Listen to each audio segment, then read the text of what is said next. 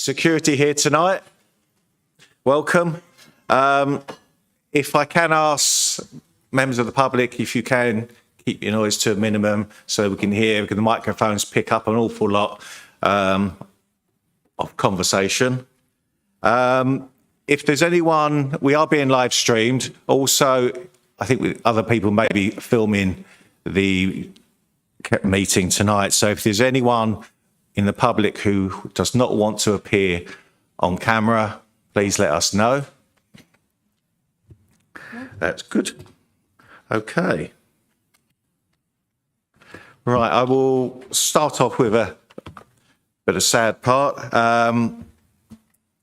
We've lost two councillors recently, or two previous councillors recently. First of all, Bill the Bishop, who was a Forest Heath councillor for 32 years. I did know Bill myself. I did attend his funeral. He was there when I was there at Forest Heath. He held the chair's position 3 times at Forest Heath. I think it's from 1983 to 2015 he was a councillor. At his funeral, obviously in Brandon, many people were there, and I think my Brandon colleagues here will agree he was Mr. Brandon. Indeed, a very lovely man, and I was very proud and pleased to know him. He will be sorely missed, listening to people who knew him. Sadly, also, we lost Mary Evans. She was a former St Edmundsbury Borough Councillor from 2017, then West Suffolk Council when the merger happened. People know she was a former journalist, and she also served on Suffolk County Council for the Clare Division. She was also, I believe, elected as the Deputy Leader of the County Council as well. She certainly touched many lives, and including making significant contributions to numerous local community causes, events and initiatives. I would like to ask members to stand for a minute's silence, please.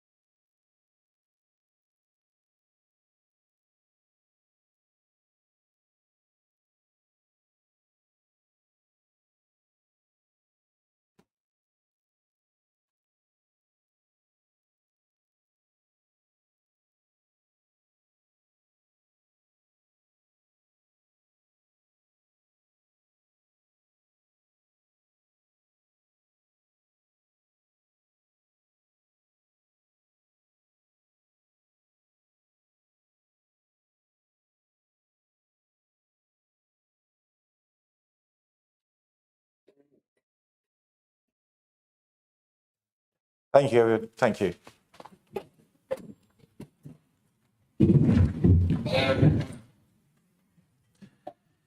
Right.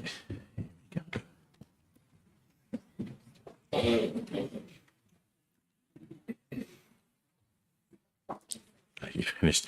Okay, item 1, the minutes of the 19th of December. Can I have a proposer, please? Okay. Councillor Whittam, and a seconder. Councillor Smith, thank you. Does anyone want to comment on the minutes, please? Nope. So we can go straight to a vote, please. All in favour? And against? Any abstentions? All the way down there, Frank. Thank you, that's carried. Lovely, thank you. Item 2, the Chair's announcements. The first announcement will be, obviously we all heard the concerning news that His Majesty King Charles III has been diagnosed with cancer. I have written on behalf of West Suffolk Council to His Majesty and his family to wish him well and a speedy recovery. Thank you. Let's do this.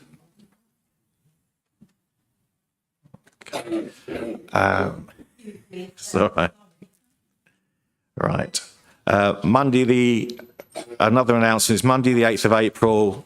As we mentioned, there is a memorial service to celebrate the life of the late former councillor Mary Evans, which is at Edmondsbury Cathedral, 11 a.m., which is Monday, the 8th of April. Okay. A couple of announcements regarding myself or the council. I have a fundraising charity concert on the 17th of March at 6:30 at the Apex, and there will be the Voice Squad performing. I've not heard them before, but I've heard they're very good, and we use them often. So I hope that will all be good, and there are tickets there to pay, and it will go to the charity Our Special Friends. Thank you. The other item is on Friday, May the 10th. We have the West Suffolk Council Civic Dinner. I have arranged excellent entertainment. Trust me, it was the best one ever at Forest Heath, and I'm carrying it on. So it will be a very magical, special evening. Okay, so I would love as many of you there as possible to show all the visiting dignitaries that we do, the way we do things at West Suffolk Council. And that would be great. Oh, by the way, it is at 7 p.m. I'm not going to say where it is just yet, but it'll be good, wherever it is. Okay. Right. Now, I apologise to members because I've only got 2 and a bit pages what me and Pat have been up to over the last period. Normally, I think it's about 3.5 pages, but there was Christmas and I did go away on holiday for a week, so that may be it. But a very wide-ranging itinerary of places I've had to visit. And to be honest, probably the last place I went to visit was King's Lynn last Wednesday on Valentine's Day. So that was a bit of luck. I took Dawn out on Valentine's Day up to King's Lynn for what's called the King's Lynn Mart.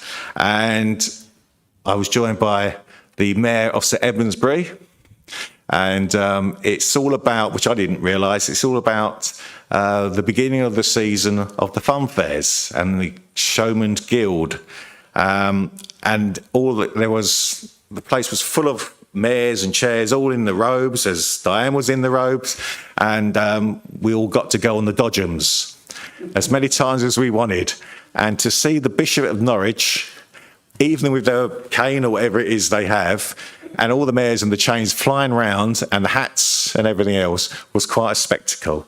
And again, it will really be a great memory. And there are some pictures of Diane in the robes in the dodgem as well. So a great day, and being Valentine's Day as well. So that was superb. Thank you. So I'll just mention that. So we can now go to item 3, apologies for absence, please. Thank you, Chair. We've received apologies for absence from Councillors Michael Anderson, John Griffiths, Andrew Martin and Pat Hanlon. Oh, and Tracy Whitehand. Okay. Come on, I'm not speaking, you can come in.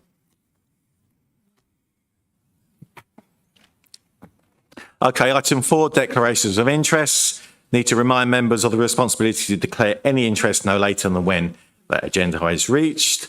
Are there anyone who wants to declare any interests? No. Superb. There's one over here. Oh, I didn't see where. Oh, Patrick.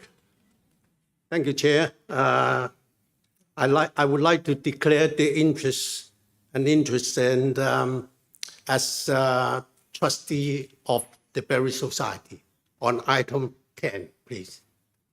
Okay, thank you. Anybody else? No. Okay, thank you. Right, item 5, public participation. Tonight we've got 2 people who are registered to speak. Each time they speak, they've got up to 5 minutes with, which includes the answer from a member or a councillor, whoever's needed going to reply to the answer. So my first person, okay, with a question is Aaron Leaves, please. If you'd like to come to the microphone.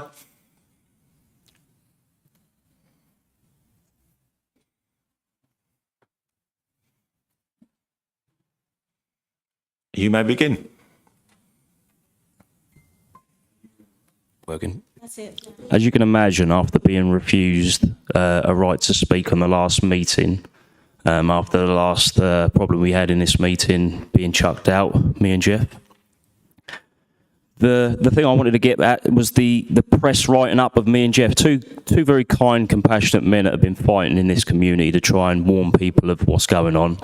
And you quite rightly chucked us out of this meeting because I went over the allocated 5 minutes time limit to say what I needed to say, and you wasn't happy to hear what I had to say with the meeting that I had with, can't even remember your name now, to be honest, it's been so long.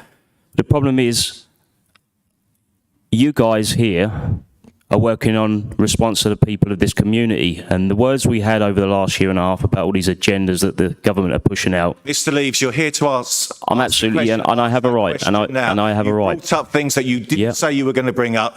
You're here to ask a question, not make a statement. I'm going to speak on behalf of myself and the community. You're going to ask the question, or you won't get to speak at all. You didn't allow me to speak the last time, and were allowed to speak. Unfortunately, the press wrote a bad writing up about me as a good person of the community. BBC wrote it, and so did the local press. Mr. Leaves, your final chance is to ask the question. You came here. Yes, give me the chance to speak for myself and the community. I want you to ask the question. I'm not doing this. I'm going to speak on behalf of me and the community. It's your right to ask and speak here tonight. They'll just see what you are. You can't be able to speak on behalf of the community and myself after being refused the right to sit here and explain how I can. Mr. Leaves, can you leave, please? I'm not a person. I think all of you quite rightly know I'm not a person. And there's councillors in here who quite rightly said that last meeting I was in here, I wasn't a person. I was polite, kind and considerate. Repeating the question. Mr. Leaves, could you leave the chamber, please? You refuse to adhere to what you're here for.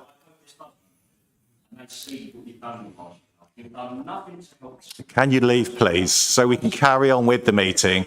We have another speaker who would like to speak, so please can you leave? Okay, thank you very much. Thank you. Thank you and good night. You can't listen to people who have got things on their mind that really should concern you as a council for the people in this town. They have had enough. The 5G masks you put up, people are scared now because of the effects of radiation. They're not scared of that.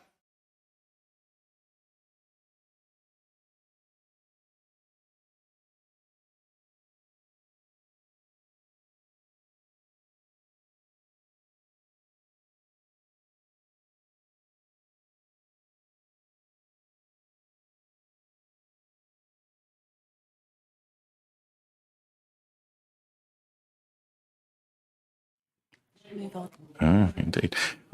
Right, we have another speaker, as I said. Dr. Rachel Wood, please, if you'd like to come to the microphone. You're still muted. Yeah. Good point. Thank you. You can start when you're ready. Councillors, thank you for allowing me to speak tonight. My name is Rachel Wood. I've lived in Newmarket for 23 years. I'm passionate about education and I particularly love history. I wish to make 3 points. First, I note that Councillor Bennett's letter to you speaks of over £5 million of investment being needed in Graingate Street, this is for the archives, which is outside our affordability. I feel I must draw your attention that in February 2023, in the Suffolk County Council paper, Improvements to the West Suffolk Archives Branch, 4 options were proposed. Option 1 was closure, which was not costed as it was judged to be not viable. Option 2 was relocation to Western Way at a net cost of £4 million. Option 3 was essential works at the current building for £3.1 million. And option 4 was enhanced works at the same building for £5.4 million. You will note that Councillor Bennett's letter omitted option 3, though it was actually cheaper than the move to Western Way. Please also note that in 2023, option 3 was, I believe, scored unfavourably because the service at Bury Records Office has been run down during and since COVID. Option 3 would actually make a huge difference to users, and if Suffolk County Council had consulted with them, the users would have been able to point this out. Secondly, I note that Councillor Bennett's letter is offering that some collections may perhaps be kept in Bury. I fear that what is being suggested here is the breaking up of our precious heritage. And we must remember that here we are talking about the historical records of the whole of the western half of Suffolk, not simply what we know here and now as West Suffolk. Historically, our half of Suffolk was arranged a bit like a wheel, with towns and villages along the spokes and Bury St Edmunds right at the hub. And here's my visual aid, which says it better than I can.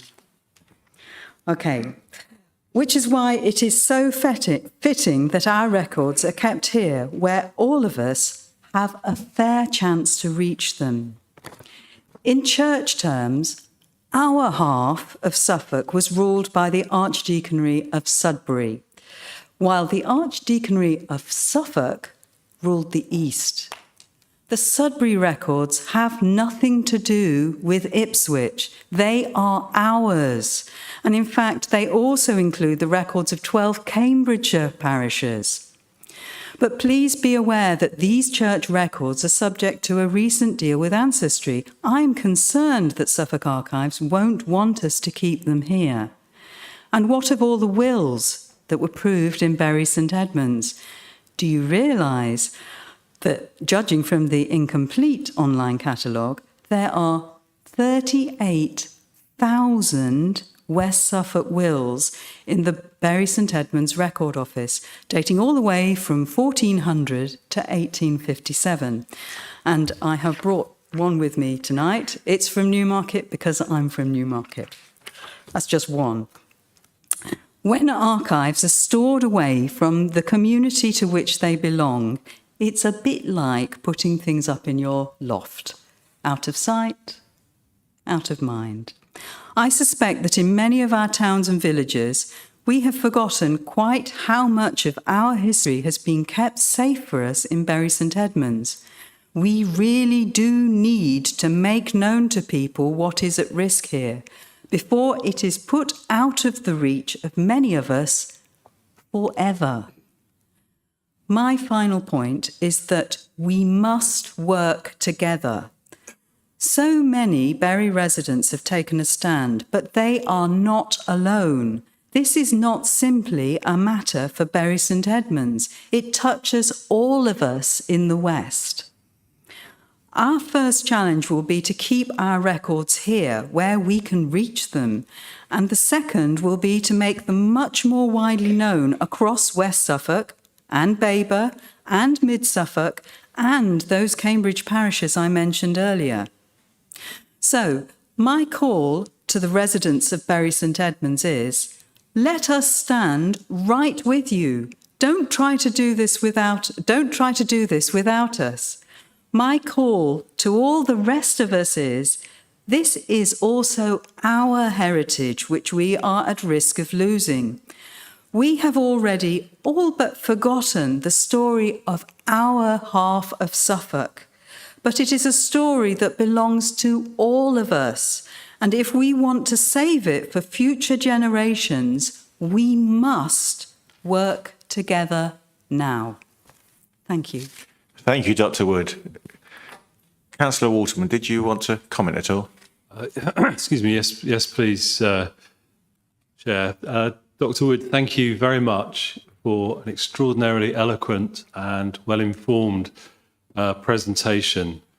I would just highlight to all members tonight that the notice of motion, which is item 10, actually addresses this issue, and I would hope that all councillors will be able to support that motion, which broadly does as Dr. Wood asked. Thank you. Thank you. Dr. Wood, if you'd like, you may stay for the rest of the meeting. You also may go. Okay. Item 6, a leader's statement. The first part is, once Councillor Waterman has done his statement, is for members to ask questions of the leader's statement. And the second part will be any issue regarding the council matter and things. So there is a time limit on this. Councillor Waterman, if you would like to begin. Thanks very much, Chair. As is traditional, I'll make that joke that, of course, everyone's read the printed statement and knows it backwards. But seriously, though, I'm not going to go through everything I said there, but I would just say a few extra things. Before I start properly, can I just offer everybody here tonight a very warm welcome to our first council meeting of the year. The first thing I'll mention briefly is the budget. Today is a very important meeting when we set our budget and therefore the future direction of West Suffolk through our new strategic priorities. I won't talk at length here about it, but we'll wait for the debate itself. Anyone putting a budget together at this moment knows how challenging it is. At a time of enormous external pressures, we have been able to put forward proposals at the earliest stages possible for a 2-year balanced budget rather than the traditional 1-year budget. Even better, it delivers the services that people need right now and allows us to meet the ever-increasing demand we face. To do otherwise would be to let our communities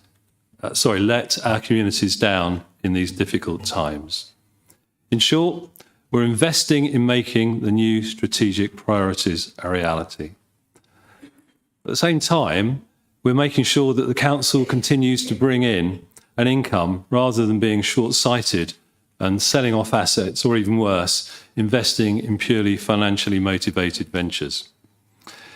In truth, the one change that is needed is future certainty for all local government and public services in terms of national funding, rather than the sticking plaster approach we suffer from at the moment. It's that certainty of funding which will make a real and lasting difference. And I hope you would all join me in calling for this regardless of political affiliation. The next thing I want to mention is engagement. And my statement highlighted the step change we're introducing in terms of engagement. And I know how useful it's been for the Cabinet and I to meet councillors and visit our local towns to explore opportunities in our wider area. These town tours are just the start of the process. The next stage will see Cabinet out into our rural areas and then back again to local communities and organisations in our towns to help shape our common future. While I'm talking about the Cabinet, I'd like to note that in addition to the regular fortnightly Cabinet planning meetings, we have been having extra weekly ones. The Cabinet has really been working hard to make the most of the opportunities our new administration brings, and I'd like to take this opportunity publicly to thank them all for their hard work. Another very different form of engagement is that every 5 years the Council, as part of our membership of the Local Government Association, should undergo a peer review. This is formally known as a Corporate Peer Challenge or CPC for short.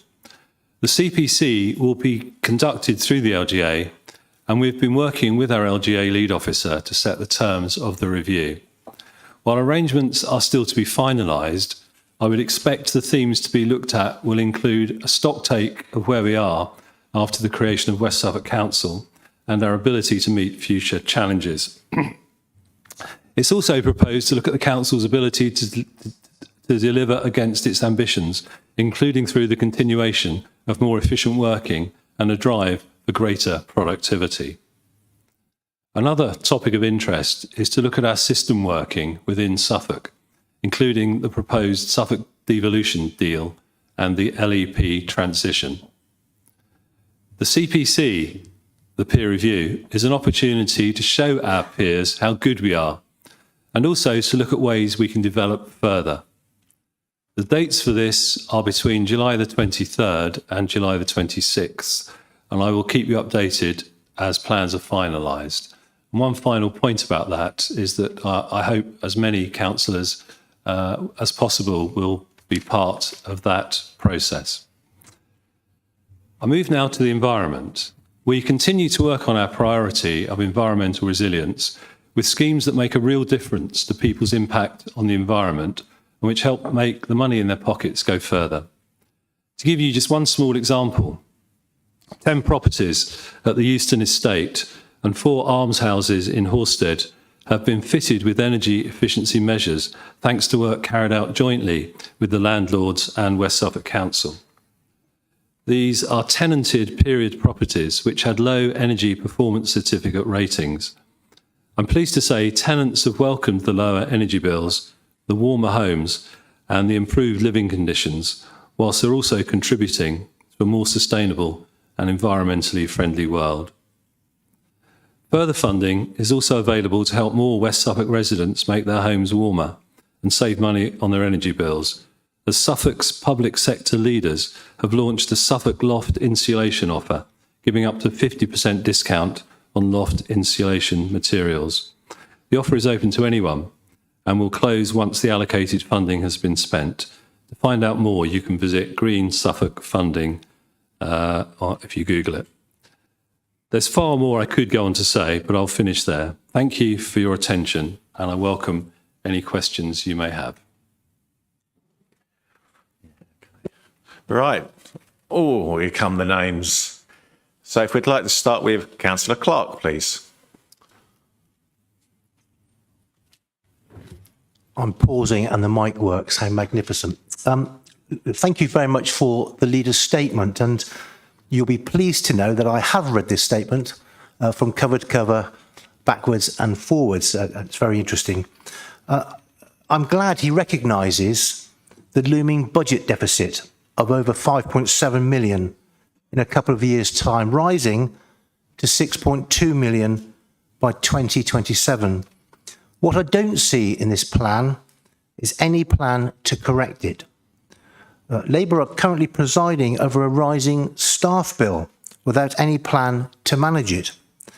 I understand that with new administrations, there are new priorities that need funding, and I get that. But spending money is the easy bit.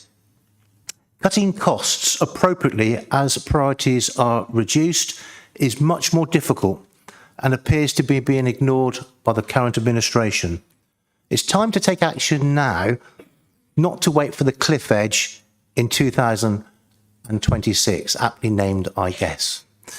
I asked the leader to take immediate action to bring the staff costs in particular back under control. There will be a debate later on the archives motion, which I welcome, but Dr. Wood has every right to be disappointed in the breakdown of joint working. This is a case of naive politics. There was a deal between the county and West Suffolk Council to house the archives in the Western Way hub. A deal that was agreed, a deal that both sides could trust. But this Labour-led administration decided to break that deal by trashing the Western Way project. And how can they now be surprised that the county was forced to look for an alternative and have walked away for a cheaper deal in Ipswich? This, I'm afraid, is a Labour own goal, and one that must be held to account for. In politics, shouting at the county council by way of this motion will achieve nothing but to underline the political naivety shown by Labour to this point. The leader knows full well he can discuss the matter with the county whenever he wants to. But instead, he has chosen to try and get himself out of a deep hole of his own making with this motion. And we all want the archives to be held in Bury St Edmunds. We all want that. And we had the perfect opportunity on the table that has now gone away. I would ask the leader, given the fact that he knows decisions have been taken, that we are all in agreement that we would like the archives to be in Bury St Edmunds, to withdraw this motion, because it's just making us look a little bit silly after the event. The leader continues with his fascination with Suffolk County Council, and I think we probably ought to focus a little more on West Suffolk Council, writing to the County Council about the housing-related support. He knows, or at least he should know, that the county faces significant financial pressures, probably far more than we face here. And he also knows that the statutory services take priority over non-statutory services. It is completely unreasonable to expect the County Council to fund non-statutory HRS services, yet West Suffolk doesn't seem to be prepared to fund them, despite being responsible for providing homeless accommodation. Perhaps this council should take up the offer from the county to contribute £600,000 towards the services to keep the service going to 2026. Perhaps it could do that by not spending the £1 million on street lighting, which again is non-statutory services for this council. On a more positive note, I do welcome the Cabinet's visits to the towns. I think it's a great initiative, one that I commend, and I hope that you enjoyed your visit to Clare, one of the prettiest small towns in the country. But, and there's always a but, isn't there? It was a shame that residents, the town council, clubs and organisations were barred from meeting the Cabinet. And I understand that they might get to meet the Cabinet in the future. But try and tell that to those organisations. I can tell you it has irritated a lot of people, which is exactly the opposite of what all of us wanted on this good initiative. I also welcome the start of the local plan consultation, a plan that is robust and will see us through to 2040. I would also add my thanks to yours, Cliff, to Councillor Thorndyke for his work on the final lap, and also like to thank David Roach, the previous portfolio holder, who led the charge for so long, as well as all the others who were involved. And I'll rest there for the moment. Thank you. Thank you, Councillor Scott. Councillor Waterman, do you want to reply? Okay, well, I'll do my best to cover all the points you've raised, Councillor Clark. Can I start by just gently correcting you that there is no Labour administration in this council? This administration is run by the West Suffolk Working Partnership. And we have repeatedly said that, so I'm sorry the message hasn't got through. But just in case it's not clear, this council is run by the West Suffolk Working Partnership. I am true a Labour councillor. Our deputy leader is an independent councillor. And we share the administration equally. I realise, obviously, that you'd like to try and drive a wedge between us, but at the moment, I'm afraid that's a rather futile endeavour. Well said. Thank you. The issue of the looming budget deficit. Well, now I've been on PASC. I was on PASC for the last council, and we always go into any budget round looking at the worst possible scenario. And those budget deficits you're talking about, as you should know, Nick, are the worst possible scenario. It's prudent to make sure that we face what could be, as you call it, a cliff edge. We hope that won't come to be. Should it come to be, we do have reserves in place that would see us through. But I have to say, in a situation where we face those kinds of deficits, then the whole council system in this country will be grinding to a halt because of the challenges facing every council. So in terms of the staff bill, I think you have been given a fairly comprehensive answer to that question earlier in the day. All I will say is that we are increasing staffing by a small number. The exact number is not totally clear to me at the moment, but it's something like 17 new staff are being appointed and something like 8 or 9 staff are going through natural wastage. So the bill will go up slightly. Some of that has been accounted for in the money we've set aside in the budget for improvements to the grounds maintenance service that we offer. I have to say, though, most of the staff increase is due to extra burdens placed on us by the government. And as ever, with Michael Gove in charge of our council destinies, things are not always well thought through. And so certainly, although I welcome the new responsibilities that we've been asked to take on, for example, in terms of having a biodiversity net gain officer, it would have been good had the Conservative government thought it through properly and funded us for that. Having said that, and going on to your point about being prudent and looking for savings, we do in fact make £1 million worth of savings in this budget.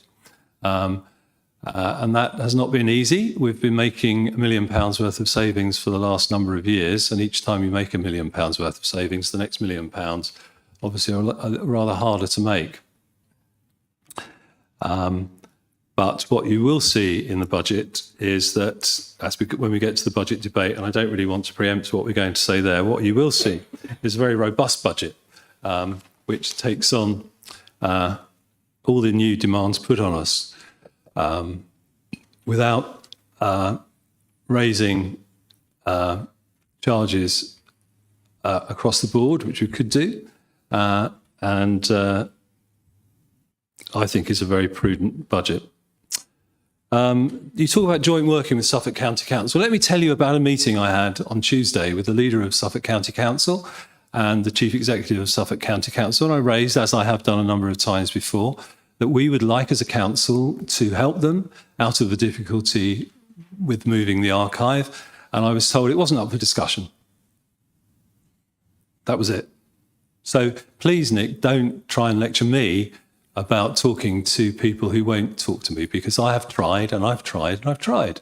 And I will carry on trying, because I will do whatever is best for West Suffolk. What else did you ask about?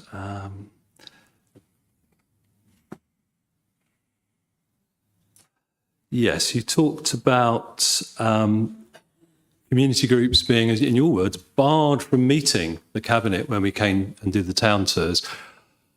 It's immensely frustrating for me the number of times I've had to explain in simple terms what the aim of the town tours was.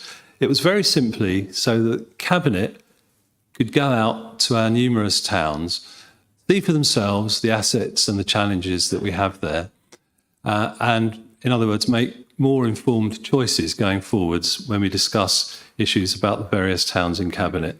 And that was the total intention. There was never the intention to meet wider community groups. We did widen it out to councillors from each town.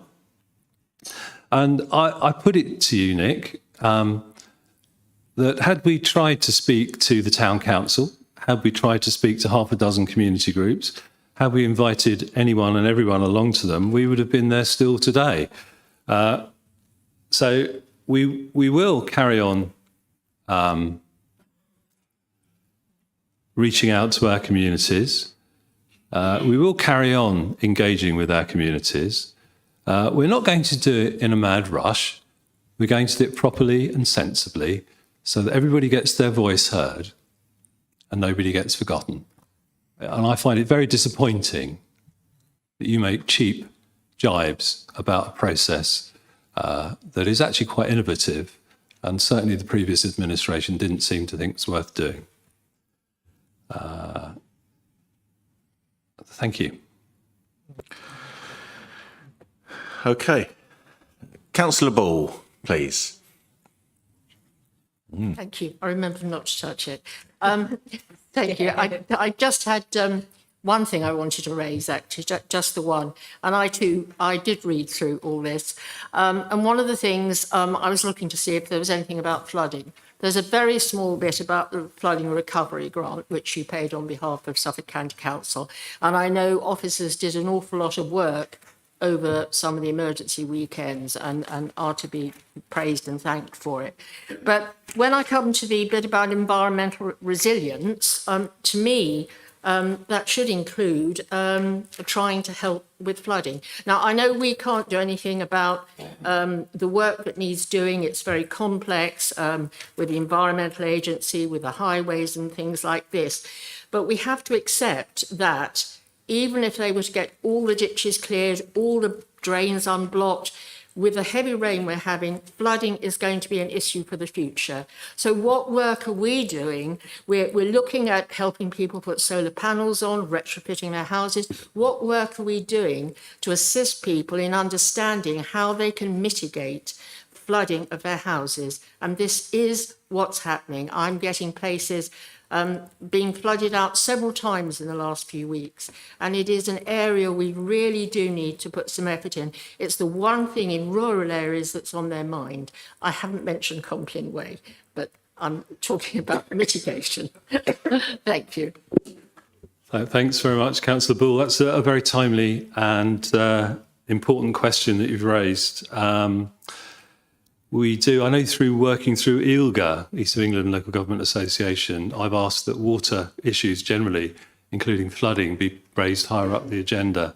And in fact, ILGA has organised a water summit to address both ends, if you like, of the water system, both the rainfall and the outflow, as well as domestic and industrial supply. I can ask my colleague, Councillor Kelly, to give more detail about this, if I may. Yes, thanks very much. I think there are a number of things which sort of split into national, regional, and then right down to the very local. In terms of the very local, the government has issued NAP3, that's the National Adaptation Plan, in its third version. And there is a basic requirement in there for local communities to work out how they are going to deal with it. As far as we're concerned, our approach is that on the 24th of March, we have the first of this year's town and parish forums, and part of that will be around basically doing a business continuity presentation and persuading the communities that these are exactly the sort of things that we need to look at. And frankly, everybody's going to have a different answer. We've got different issues in different parts of the district. But for instance, in my particular patch, one of the first things is to utilise the vast number of huge 4x4s that are about, and it's around, each community saying, well, this is an issue, flooding absolutely has to be on there, but frankly, so does heat, because, we've had a series of exceedingly hot summers and we have to know how we're going to deal with them as we go on. I hope that answers the sort of the immediate. Thank you. Thank you. Councillor Neil. Thank you, Chair. 3 years ago, I brought to this council and nothing's happened since. So I'm going to try and have another go at it. We have a duty of care for West Suffolk's historical markets. If you didn't already know, Bury Market dates back before the days of William the Conqueror. Haverhill Market dates back to 1222. Newmarket Market, and the clue's in the name, is over 800 years old, since 1200 AD. Mildenhall's traditional weekly market on Fridays has been held regularly since 1412, when a royal market charter was first granted. Our markets are West Suffolk Town's history and should be embraced, featured and preserved, not neglected the way I feel they currently are. Markets are so much more than a point of sale and sit in the hearts of our communities. Currently, they are failing by design and neglect. They are being grossly undervalued. Only the last 12 months, it's alleged losses have risen from £75,000 to over £150,000. How and why? Where do these losses really come from? Are they really losing money, or is operational costs that are not related to markets being assigned to them? Why have we not explored if a contractor's involvement would do a better, more cost-effective job of developing our markets and reducing our costs? Why is the promotion of our markets so limited and so poor? Why has none of the previous administration's recommendations from a market review not been implemented when it was approved by the previous cabinet? What review has currently been undertaken, and if so, what conclusions have been presented? Now, there's a lot of questions without actions that contribute to a negative, stagnant impact on our markets. If there is a plan, you must acknowledge it would require someone with a skill set capable of developing markets, and they must have the freedom and the budget to do so. So my question is simple. Does West Suffolk really want our markets to continue? And if so, when will we see a prioritised action plan to grow them? They are our history and deserve respect, not the neglect that currently persists. Thank you.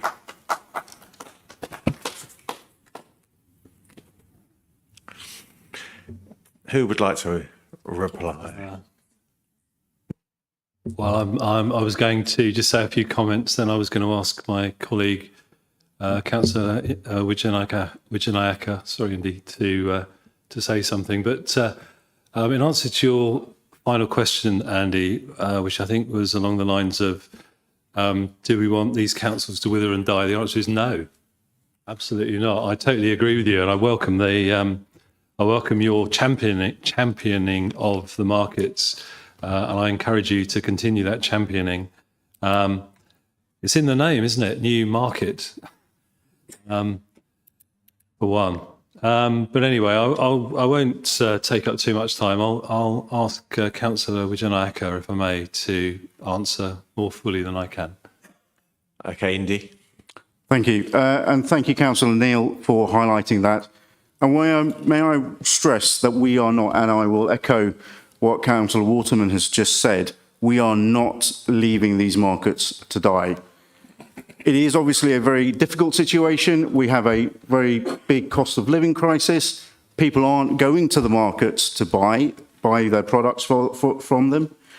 We are actually investing heavily into our markets as well, and we are putting a plan forward to actually further invest into our markets.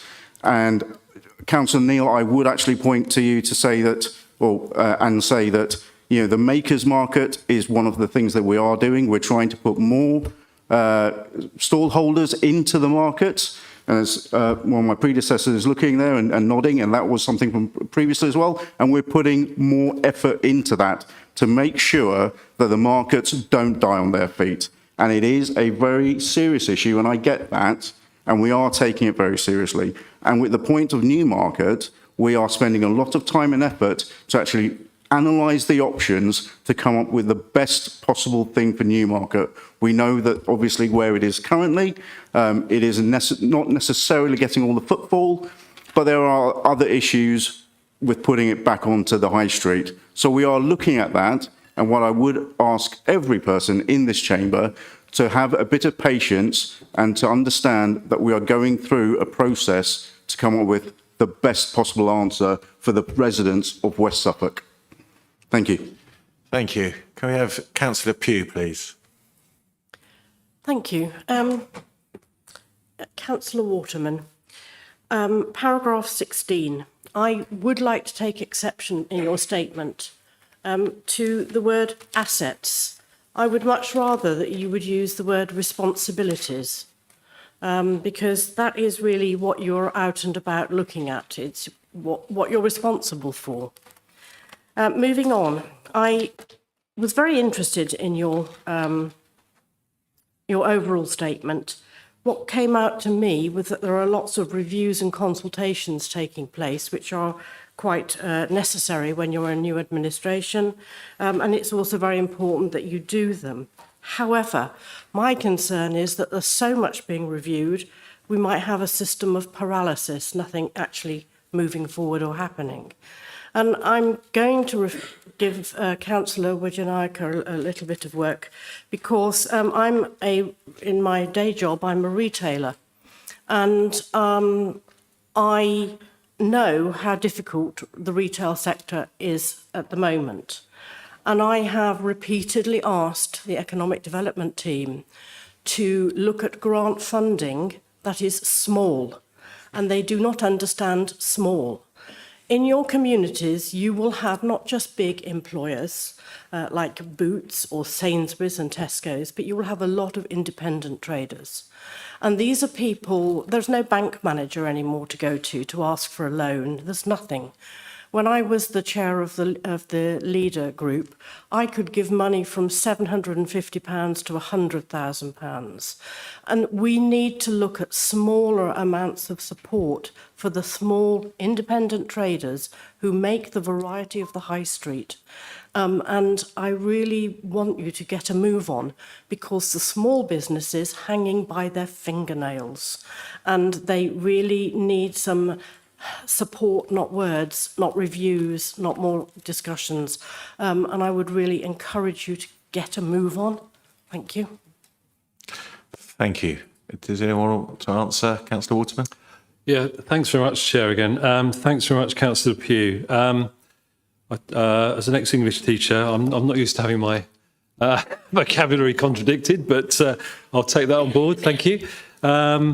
Paralysis. I don't think we've got paralysis. I think what we've got is a very careful approach to make sure that we spend money wisely rather than wasting it. And I don't want to be here defending wasting money and having Councillor Clark having a go at me for doing that, no matter how popular it might make me with you or the other small businesses. You have made that point about small grants. It has been heard. I haven't got an answer for you at this moment, but believe me, that request has been heard. I think we all realise, in a way it's similar to the markets issue, we all realise that the high street is changing enormously. Some of that change is due to demographic shifts, some of it's due to technology, some of it, I don't know, perhaps even due to fashion. And we now know that the high street is no longer where you go to buy your I don't know what it would be, pork chops and a couple of pounds of potatoes. You are more going to buy things that are luxury goods or just really to socialise with your friends. So it is a massive challenge. It's not just a challenge for West Suffolk, it's a challenge across the whole country. In some ways, I think we're doing very well in West Suffolk. Some of our town centres are thriving, some of them are struggling. I have to say, visiting Clare a couple of weeks ago, I was struck by how thriving it was. I'm very happy to acknowledge what Councillor Clark said, that it's one of the most beautiful places in West Suffolk. Although having said that, there are many, many beautiful places in West Suffolk. I don't want to get in trouble with anybody. I'll stop that line of thought, I think, before someone hits me. But yes, thank you for your points, and they're well made, and we are listening to them. Thank you. Thank you. Councillor Hobbensberger. Thank you, Mr. Chairman, and thank you, Councillor Waterman, for your statement. I read it with interest, and of course I always do. And in particular, which I'm sure would be no surprise, the area titled Suffolk County Council's budget. I found the tone and the language used fascinating, actually not quite so fascinating, but a little disappointing. Councillor Waterman, you state in your commentary that we understand the financial difficulties of Suffolk County Council is under, and you say seek to find practical solutions, which is indeed commendable. Yet I'm afraid the tone and language used does not reflect this. I'm afraid that just simply understanding those pressures without also accepting the impact those pressures create is somewhat meaningless. But I'm not going to go over the Suffolk County Council budget because that debate happened last Thursday. But what I will say is that with regards to the loss of beds, HRS is the provision of support services, not the accommodation itself. Suffolk County Council does not procure housing for people. Any costs in relation to housing itself are met in the main by the person's housing benefit claims. What Suffolk County Council does commission, though, is 5 hours of one-to-one support per week to people to help them with maintaining that home. There are other inaccuracies, but I'm sure some other people will want to point those out. I also believe that you may have mixed up your figures with regards to the West Suffolk Archives. I think you transferred the 5 million and the 3 million, but that's by the by. So to my question, in the spirit of understanding the financial climate and working collaboratively, does the leader of the council believe it's important to work with Suffolk County Council in how the housing-related support can be rebalanced to ensure that the correct agencies are continuing to support residents under their statutory duties and will commit to this going forward? Thank you. Yeah, thanks very much, Councillor Hoppensberger. If my frustration, which I mentioned before, with trying to have a dialogue with Suffolk County Council shines through, then so be it. I think the disappointment I feel over the way that Suffolk County Council's budget was presented and introduced was that many opportunities for the collaborative working that we're famous for in Suffolk were missed, not by me, but by the leadership of Suffolk County Council. In terms of housing-related support, in terms of the 5 million, 3 million, yes, you're quite right. I spotted it this afternoon as I reread through that. So we'll make sure that gets changed in the final record. As you know, one of the things that marks out Suffolk is that we have the Suffolk Public Sector Leaders meeting, which has a budget and which does important work across the county, bringing together all the borough and the districts and the county council, as well as the health service and the police service. And I can assure you that Suffolk Public Sector Leaders will be looking at ways to ameliorate the withdrawal by the county council of this much needed support.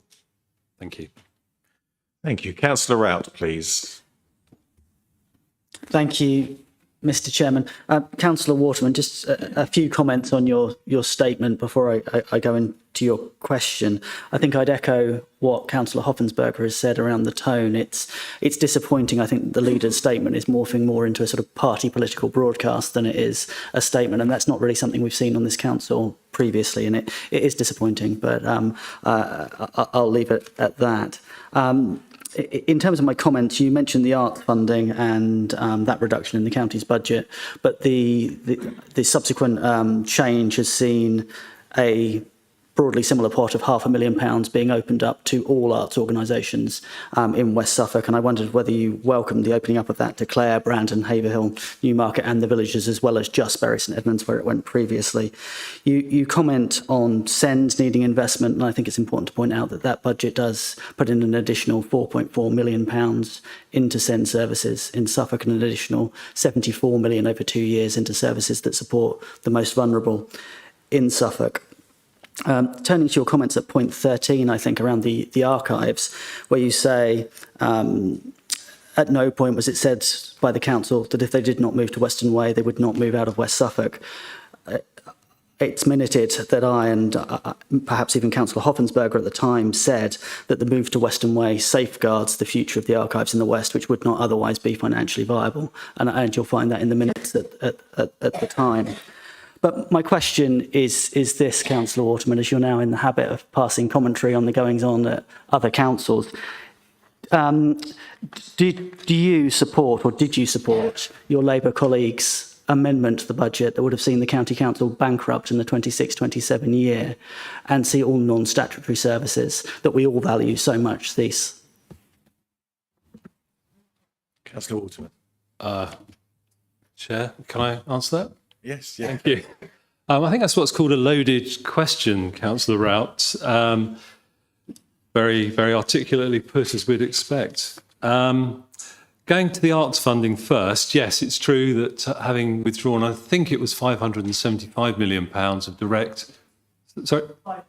528, thank you very much for that precision. 528, so having withdrawn that, it was then replaced by a slightly smaller sum, which sounds kind of not too unreasonable. The problem was that the original sum was core funding. It was funding that didn't need to be bid for. The new smaller sum has to be bid for. So that immediately introduces inefficiencies into the system, both in terms of the county council distributing those funds, because they have to adjudge competing bids, but it also creates difficulty, extra costs for those arts organisations, because they have to then put in bids. And of course, some of them will put in bids that cost them money to develop, but will not get any funding.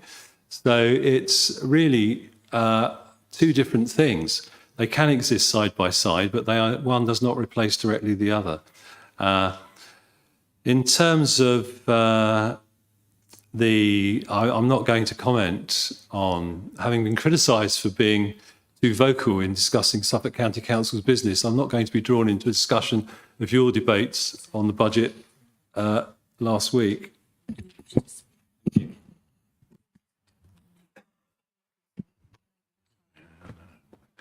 Right. Thank you, Councillor Waterman. We've gone way over what we allocated for this, so I've got 3 names left here to speak. That's all I'm going to allow on this part. So, Councillor O'Driscoll, please. Yes, thank you, Chair. I'd like to thank the Leader of the Council for drawing our attention to housing issues. In particular, there is a reference to the formulation of the new housing strategy. This is based on the priorities of the Council, and I would urge all members to participate in that consultation, because as a Council, we recognise that we face a huge housing challenge. We know the country does, but we also know that West Suffolk does, and affordable housing is a key part of that. I also, somewhat reluctantly, would like to thank, I'm not reluctant in thanking the Leader for raising the issue of the housing-related support service, but I am reluctant in some ways to have to speak on this matter, because I do think it is essential that councils do work together. And I think in this instance, we have a very clear example of Suffolk County Council failing to consult the district councils. And picking up on Councillor Nick Clark's comments earlier on, housing-related support is a service that supports the most vulnerable people in our society. Those people don't live in a box called Suffolk County Council or West Suffolk District Council. They are people who cross many different services. Yes, West Suffolk Council has responsibility for housing. Suffolk County Council has responsibility for social care. It also has well-being responsibilities, and for a number of years now, along with other county councils, has talked about the need for preventative services. The services that are supported through housing-related support are indeed preventative services. So what we have been faced with is a massive cut in that service that will place some existing providers in some jeopardy. So we have good services that support people in the community. Those are now at risk. Is there a role for the District Council in working with the county? There absolutely is. But to date, the County Council has not engaged. We have a Suffolk Housing Board made up of all of the portfolios from the district and from the county. There was no reference to this in those meetings. It will be talked about going forward. I hope to work with Councillor Hoffensberger and other colleagues from the District Council to try and sort out what is a huge problem for us. But I have to say, it is absolutely right for the Leader to draw attention to this. This decision affects people's lives. It's not just a line in the budget, and it has created a huge challenge both for the district and for the county, because many of the people we refer to are those who do require statutory services, such as school leavers. So I thank the leader, and I am grateful to him for raising this matter. Thank you. Right, thank you. Cliff, did you want to add anything at all? Because there was no real question in there. Just to say thank you to Councillor O'Driscoll for his kind words. Okay, the next two speakers I've got, and the final two, it is meant to be questions, please, not statements. So, Councillor Mason, please. Thank you, Chair. I do have a question, although I feel I must comment on one or two things I've heard so far this evening. And I think we have it in a nutshell, that last comment, about the lack of awareness of the pressures upon the Suffolk County Council budget. And some factual inaccuracies. I think what is being proposed with housing-related support is a £1 million cut this year, followed by a £2 million cut the following year. Okay, this is non-statutory work. The amount of pressures on the other core business of council had to take precedence, and the budget briefings I've had has made that absolutely clear. And to be honest, I think it a bit rich for the district authority to be responsible for housing. That £1 million cut spread amongst 3 district councils is considerably less. And it would be within the gift of this district council to actually help make up that shortfall. But more than that, you knew about this in January, and only in the last week or so has it hit the press and the headlines in the panic of what was happening. So it's not the cliff edge that you're presenting it to be. It is staggered. Suffolk County Council understand that they've been doing this historically, but it's been reducing year on year. This has been coming. This is not new news. But I'll return to the fact, in a nutshell, those comments show a lack of understanding on the pressures of a Suffolk County Council budget. And I urge you to watch the YouTube debate on the Suffolk County Council budget, and perhaps you'll just have a little bit of an inclination.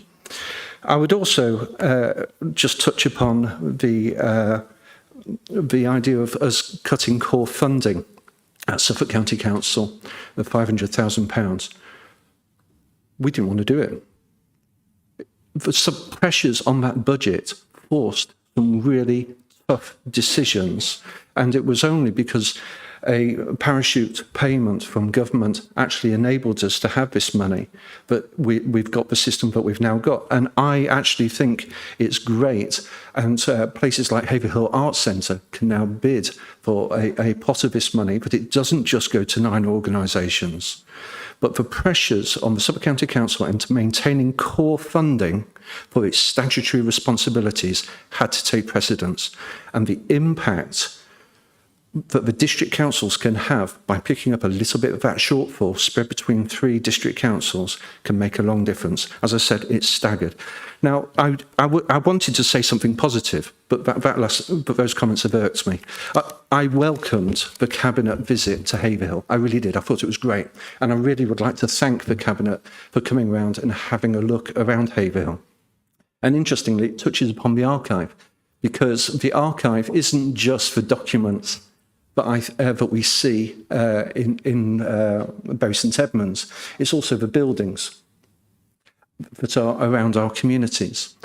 And I know certainly people in Haverhill are devastated at the idea of the archives moving to Ipswich. Haverhill is probably, it may not necessarily be the furthest geographically, it's probably the hardest geographically to get to Ipswich from anywhere else in West Suffolk. And the idea that we have to go to Ipswich, I find is deplorable. But I do feel, and I agree with Councillor Clark, it's like pushing toothpaste back into the tube. The decisions to cancel the Western Way project, and now you're trying to find solutions to the problems that you have created. But just returning to the buildings in Haverhill, and this is the question. Corn Exchange in Haverhill is rotting.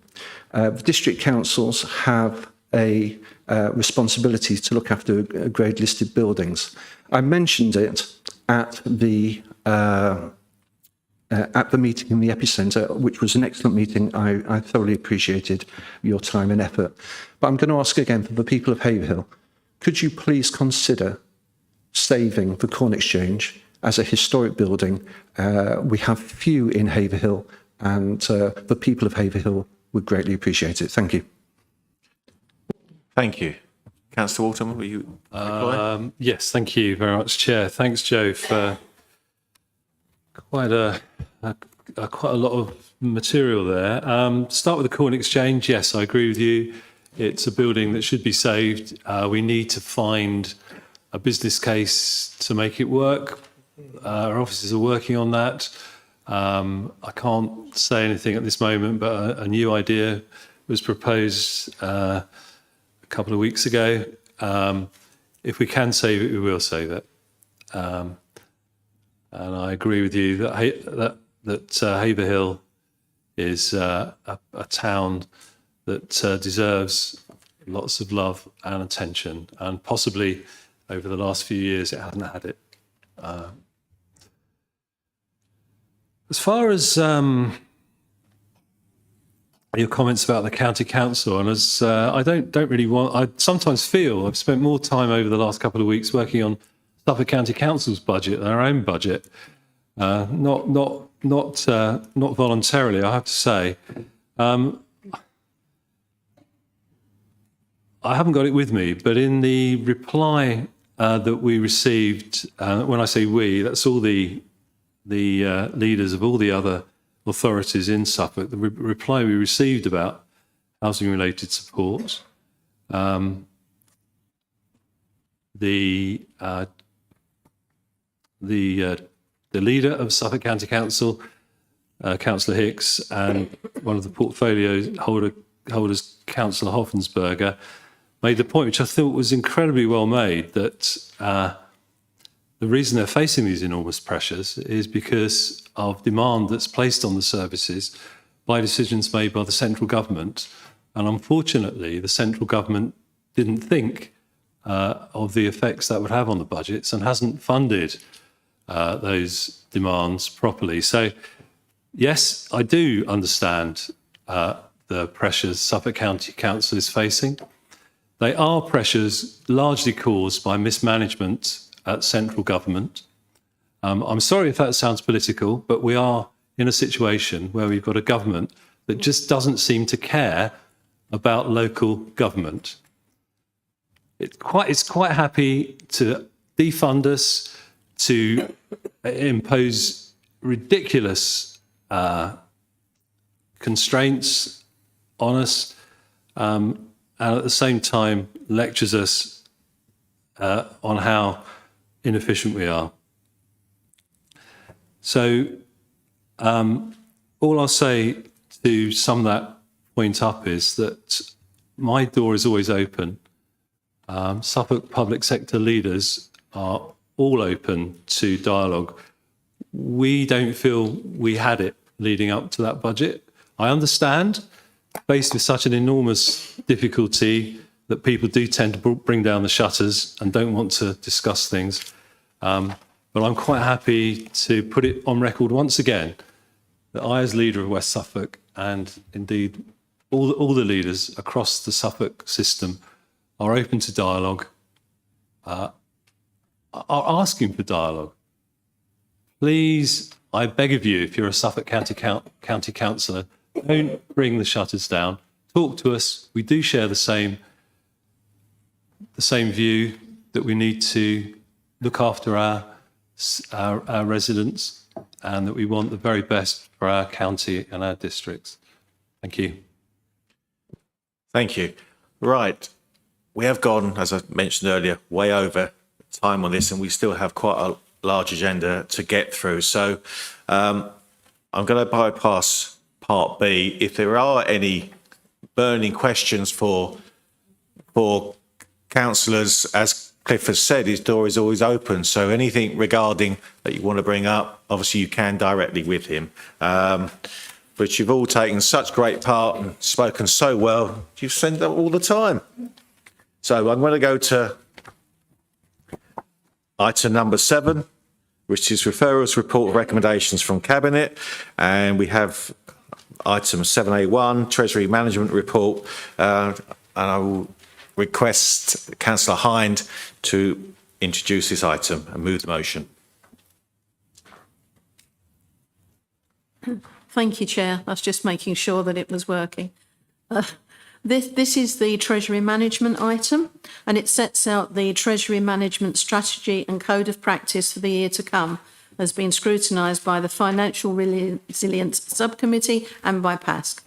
It has been recommended by Cabinet, and I'm now seeking final approval of full council. Thank you, Chair. Thank you. Do I have a seconder? Councillor Higgins, yeah, did you want to speak at all?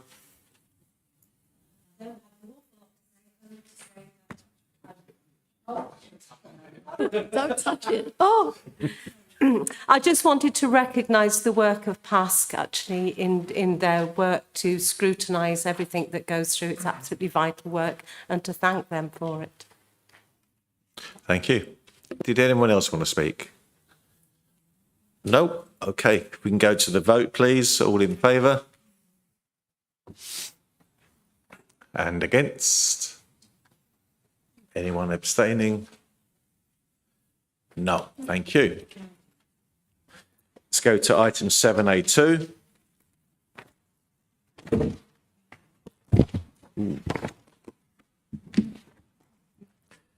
And I go to Councillor Hind again, please, to introduce the item.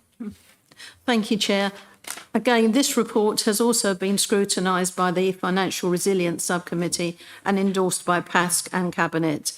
The report shows the position as at 31st of December 2023. At this point, the Council held 55.8 million of investments and borrowing of 9.5 million. Our liability benchmark and cash flow forecast show that we will not need to borrow externally within the short to medium term this financial year. I seek approval of full council and recommend the motion. Okay, do I have a seconder, please? Yeah. It's going to be Councillor Higgins, because you obviously pressed the button before you, Councillor Lindberg. I'm sorry.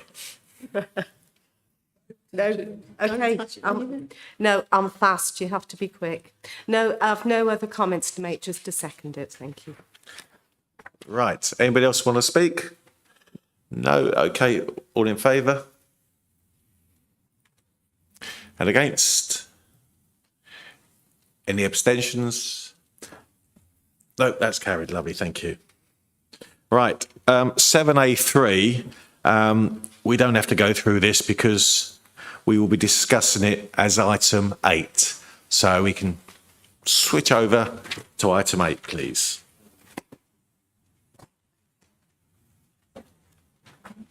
Okay. Right, here we go. Item 8, budget and council tax settings for 2024-2025 and the medium-term financial strategy 2024. I've got to ask, first of all, if anybody wants to speak on the exempt items, because we would have to then kick everyone out, but councillors. So you do. The public items first. Right, you want to do it that way. Okay. So, I've been... Are we going to do it? What are we going to do? So if you want to speak on a public item first, you need to have it proposed and seconded first and then into the debate. And you want to do the public debate first and then move into private session for the exempt items. I think we're moving into the private session. Sorry? I think we're better off moving into the private session first. You need a proposal and a second of the item first. Yeah, I think that's the first one here. Yeah, but you need a proposal and a Yeah. second for the item first. Okay. What, for the whole thing? Okay. Yeah, the whole item. Okay. Now it's confused things. But anyway, I need somebody, which I imagine will be Councillor Hind, to introduce this item anyway. And then I believe we have it seconded, and then we can go to the private session on the other items.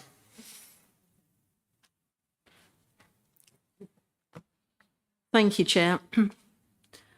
The budget proposals we have before us are positive ones, enabling us to invest in West Suffolk's future, improve services while at the same time keeping charges low and meeting the serious local and national financial challenges.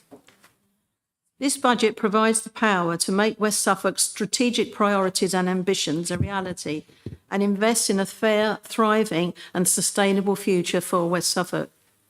This includes investing in essential services that residents rely on, supporting thriving communities, sustainable growth, the delivery of affordable, available and decent homes, while also focusing on environmental resilience. You have the comprehensive report in front of you, and there are a few areas I wish to touch on in my introduction. First of all, I want to highlight that we have stuck to our commitment to engage more and be transparent, especially with councillors. That is why we took the steps to put the 4 draft proposals in front of PASC as early as we did. Not only was that so people can see how all the proposals work as a cohesive plan, but also recognise the important role PASC plays and their part in shaping the final budget. I wish to pass on my thanks to the committee for their important work in the development of this budget. There are many tables and long descriptions in this report, but what does it mean for local communities and businesses? It means investment in essential services that residents rely on, such as a strengthened grass cutting and grounds maintenance initiative. Millions in funding for leisure improvements, as well as new equipment and refurbishment of play areas and open spaces. Ways to bring more affordable homes to West Suffolk and help prevent people becoming homeless. Working alone and with partners to improve and rent out property for businesses to create jobs, improve skills and grow the local economy. Helping our town centres by supporting our markets and parking improvements. Backing sustainable communities by supporting crucial groups and volunteers that are the backbone of society and provide vital support. Supporting communities across West Suffolk by commissioning work on the A1307, the A11 near Mildenhall, and looking at development issues in Brandon. It means investment in our future and that of generations to come by adding additional funding in environmental resilience. The Council will continue to invest in initiatives that generate income and wider benefits, such as solar for business. In addition, 1 million will be made in savings or new local income over the next 2 years as part of our continuing service improvement and behaving commercially programme. This is on top of the 1 million already achieved in the current year's budget. Crucially, West Suffolk Council is forecasting a 2-year balanced budget, despite an additional 5 million in pressures. Nationally, as we've heard, councils are under extreme financial pressure, which has been caused by increased inflation, cost of living and higher demand for services, additional demands from government and traditional reduced underfunding. Government funding is below what is needed to meet the rising costs and financial pressures faced by local government, and ministers expect that all councils put up council tax to the maximum amount available, 2.99%. Like other local authorities, West Suffolk proposes to follow government guidance with a rise of 11p a week extra or £5.76 a year increase to £197.82 for the average Band D property for our element of it. It is worth highlighting that 70% of properties in West Suffolk are within Band A to C and will therefore pay less than this. Many of you are acutely aware that council tax paid to West Suffolk Council is only around 11% of the total bill that we issue on behalf of all precepting authorities in West Suffolk. The majority goes to Suffolk County Council, and our share covers under a fifth of the total cost of delivering all of our services. Councillors agreed in December to extend up to 100% discount on council tax to many on moderate incomes, including those in work, which means that those on the lowest income won't see any increase. The budget process has also given the opportunity to listen to residents, businesses and car park users by simplifying and abolishing some parking charges. I do hear suggestions we should cut more staff and therefore services, but this budget enables us to invest in these things at a time when our communities and businesses need them most. I see calls for us to sell off assets to make a quick buck, just at a time when we need certainty around income streams, not just now, but for the future. This is a positive budget that invests in the whole of West Suffolk and the future of local communities, businesses and the environment. I'd like to pass on my thanks to officers, to my fellow Cabinet colleagues and to PASC. I recommend this budget to you and propose a council tax level at £197.82 for an average band D from April 2024. I propose the motions on page 35 to 37 and seek approval of full council. Thank you. Thank you. Do I have a seconder, please? Councillor Waterman, did you want to speak? I'd like to second this motion, but may I reserve my right to speak till the end of the debate, please? Okay, we're now going to open up the debate for the white papers, not the blue papers. We'll have to move into confidential for that. So, now names disappear. Does anybody else would like to speak? Councillor Clark. Thank you, Chair. This is an interesting budget because it's the first one under the different administration. And it's the first time I think the administration has really been challenged on pretty much anything. All the other council meetings so far have gone swimmingly well. And it's right that this is the one particular meeting we have a year where we do exercise firm challenge. And one of the things I will ask the leader, if he, and I think he's got a review underway, is we've got to reduce the number of exempt papers and bring them down to a much smaller size. It's public money. The public need to see that we're scrutinising this, and I think we're all poorer because of it. On page 41, item 2.7, it talks about pressures, and in particular inflationary and demand pressures. But it talks about it as if they're all external pressures, that we're not in control of our budget, which we are. What is not mentioned is the pressures brought to bear by political choices. Absolutely fair and reasonable political choices. I'm not arguing that, but it's missing off the paper these choices exist, and they do have an impact. Political choices that have prioritised street lighting over people, and we've talked endlessly already about the housing-related support. Industrial buildings over leisure centres, and staff cost growth over prudent organisational management. These are choices that are valid, ones that you are entitled to have, but I would suggest they're not necessarily the right ones. There doesn't appear to have been, there does not have to be a budget deficit in 2 years' time. On page 51, it reflects back to February 2023, when we were sat in the same place a year ago, and the budget deficit was predicted to be 2.6 million 2 years out and 3.6 million 3 years out. Things appear to have taken a significant turn for the worse in the last 12 months. On page 54, we're now predicted to have a 5.7 million deficit in 2 years out and 6.3 deficit after 3 years. This trajectory cannot happen. We need decisive action from the administration to put this right. On page 42, 2.16, it talks about robust business cases. But we're certainly not seeing that in the business cases brought before us today in the exempt papers, and we will talk about that when we go into closed session. Just calling something robust does not make it so. On page 56, it shows a massive hike in capital expenditure in the period to 2027, soaring to 106 million. Page 90 spells out from Councillor Hind that the council's capital and revenue reserves are depleting and that she will now be seeking to borrow yet more. It is clear that this Labour-led administration is on course to spend. Page 94 continues and shows the huge hike in external borrowing in the next 2 years from just over 9 million today, at an extremely low rate, I may add, to 76 million in 2026. But it gets worse.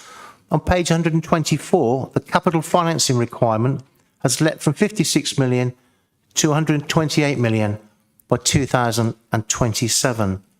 And I just wonder whether that's what we all signed up for when we got elected back in May, because this council historically has not had to borrow money apart from internally.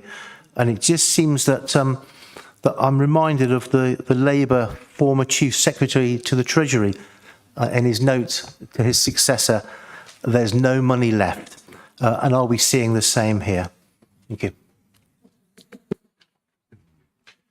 Councillor Driscoll.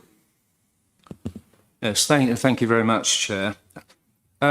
Speaking as a member of the West Suffolk Working Partnership, that's a partnership between 3 political parties and an independent grouping who have just produced their first budget.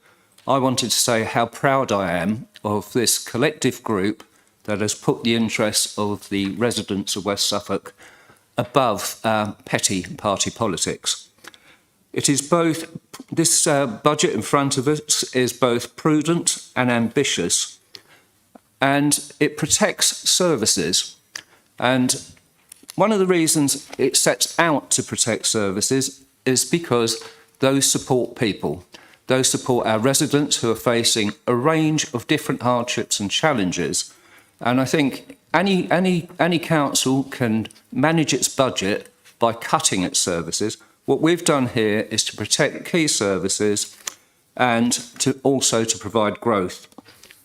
As Cabinet Member for Housing, I'm especially pleased to see a major commitment to delivering affordable, available and decent homes. We have included a sum of £100,000 to identify and examine options for delivering more affordable homes, including the possible provision of council housing. We have also included a sum of £1.2 million to prevent homelessness. In addition, we have increased capacity to improve the standard of homes in the rented sector. The council will also introduce a second homes council tax premium that will affect 550 homes, and the reason for doing that is to encourage an increase in the supply of homes to families. And while some may have some anxiety about that particular measure, you should be reassured that the council has the discretion to identify those areas where that premium should be disregarded. So that is within our gift and can be changed at any time. But the fundamental aim is to increase the provision of much needed homes and to prevent homelessness. Finally, this budget recognises the importance of supporting residents through this cost of living crisis by maintaining and developing services that enhance lives. In order to do this, it was essential to raise the council tax, and that's what we'll be voting on tonight. But I have to say, the 11 pence a week increase that we will be voting on seems to me to be very good value. So I commend this report to the council and thank you for it. Thank you. Councillor Marks. Thank you very much. Yes, I would like Councillor Driscoll to actually raise the issue on the premium on second homes. And the reason I raise this is because the 550 people have already paid a premium to buy those homes because they paid extra for their stamp duty. You pay an extra amount of money on your stamp duty in order to have those second homes. And a lot of the people who buy those second homes have them for an extraordinarily good reason. They have children perhaps who don't find it easy to travel, or they can't afford to travel. And this is an investment, so they're not just spending on, having lots of holidays abroad, which cost a lot of money. They're investing for the future of their family.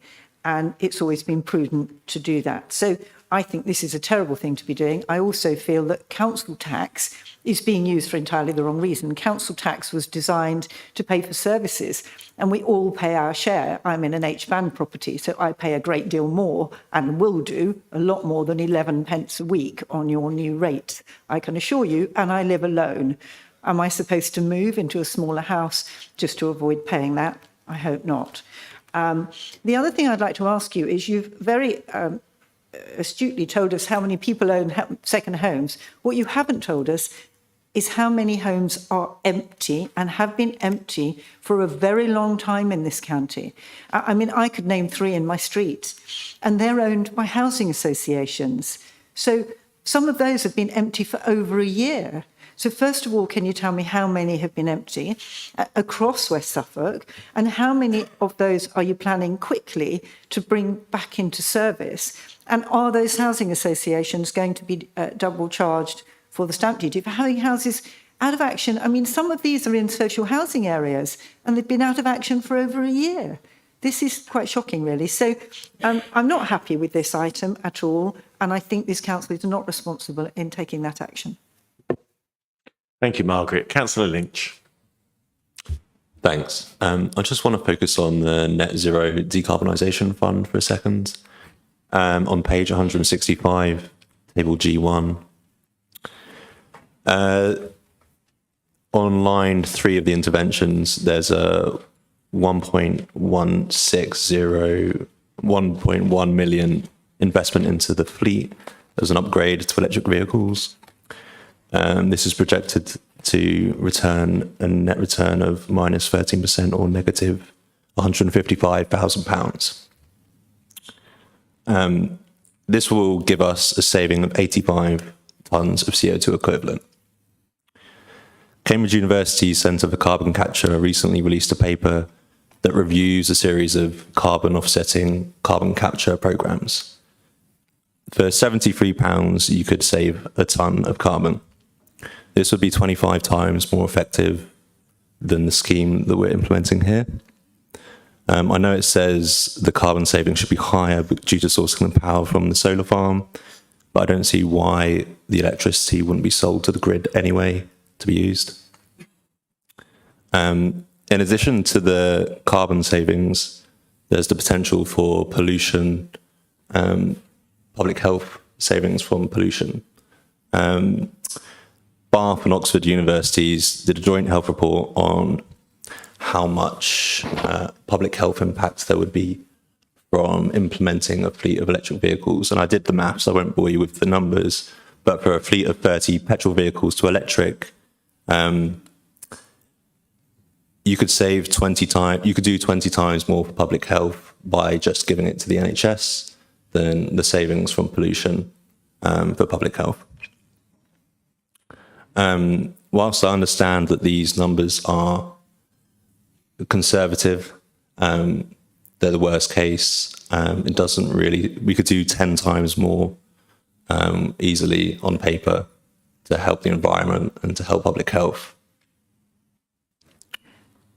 I understand electric vehicles are becoming more and more economically viable, so it might just be worth delaying this program for the future when it is economically viable. I'm not necessarily saying we shouldn't do it, but please reanalyze it and just make sure it is actually good value for money. Thanks. Thank you. Councillor Higgins. Thank you very much. Yes, this is the very first budget of this administration. It balances. Yes, we have included lots of information about what it would be like if everything went wrong, but actually there is good fiscal policy here, and I'm actually quite proud of it. The thing that I'm most proud of is the way we are using some investment to really help the people in our communities, and there's some very important objectives there. Many of the initiatives that have been put into this are investing and cut across various portfolios, joining the dots and funding for projects that support one another. For example, the investment in essential services with better maintenance as well as additional funding for leisure has a multiplier effect in encouraging people into our parks and our facilities to improve their health and well-being. It is a difficult time for our communities. I would like to highlight the establishment of the £200,000 to provide help and support for residents facing the challenges of the cost of living. We know these challenges aren't going away. They're here, ever present. We've heard about some of the issues that are going on in the wider environment of Suffolk. Here at West Suffolk, we're able to put something aside to help with things. At the same time, the council will invest in £646,000 of grant funding, including our locality budgets, which we all know around this chamber is vital to supporting the local initiatives in our communities. When we're seeing cuts to these types of grassroots organisations, volunteers in other areas of the UK are continuing to invest and recognise the vital role played by local people. Local people, our grassroots, are our lifeblood, and putting money to them is the most important thing, in my opinion, if we are going to keep everybody well in terms of their mental and their physical health. I thoroughly support these budget proposals, and I would urge the rest of the council to do so. Thank you. Thank you. Councillor Ball. Thank you, Chair. I too, like Councillor Marks, have concern about the second home premium. It does strike me that someone who can afford a second home is probably going to be able to afford that premium. We have the example of the empty house premium, which has been, it's quite hefty actually if a home is vacant for a number of years. And I'd be interested to know how many people, how many of these houses paying this heavy premium have actually come back into use and been sold. I question the reason for it, and I think at the end of the day, it's not going to achieve what you expect it to achieve. I don't think it will free up houses. Thank you. Thank you. Councillor Kelly. Thank you. Yeah, this is a common sense budget that finds a balance between good financial management and supports our essential services and invests in our ambitions around environmental resilience. At the same time, we're making sure we're in a good position to meet the challenges now and in the future.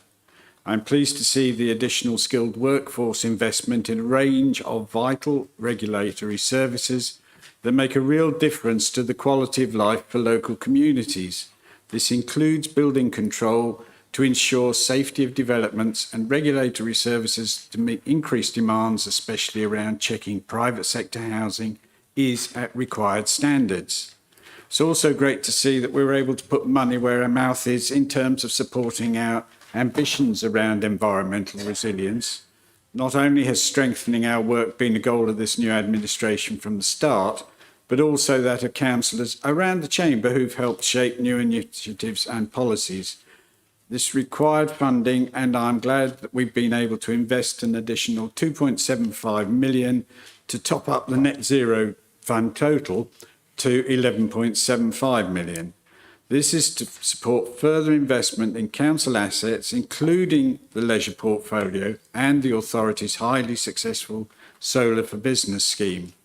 It's a win for the environment, a win for our businesses, and a win for the council's goals and income.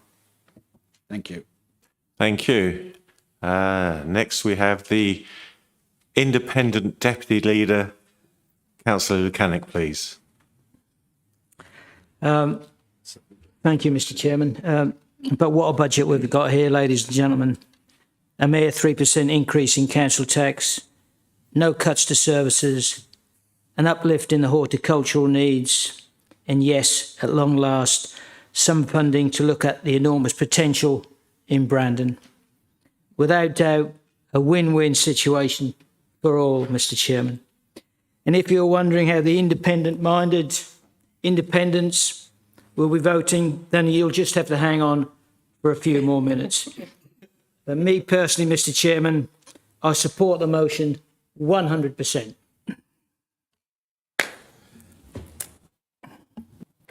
Thank you, Deputy Leader. Councillor Shipp, please.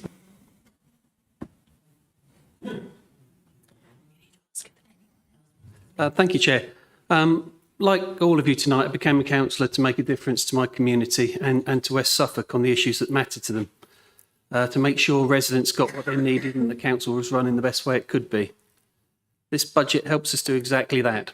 Last year, we listened to the public and our partners over the grass cutting regime across the towns and villages.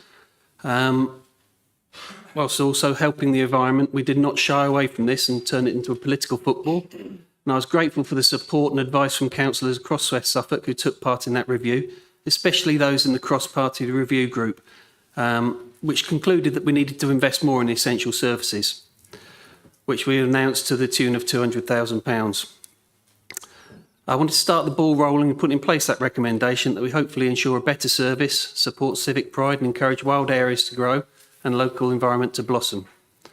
Tonight we get to help put that power behind that decision with the investment in the council's ground maintenance service. This will help increase the skilled workforce and provide additional investment in new green equipment for operational efficiencies. Alongside this, we also propose to invest over the next 10 years more than 13 million in capital expenditure in a range of improvements to parks, open spaces and leisure facilities across West Suffolk.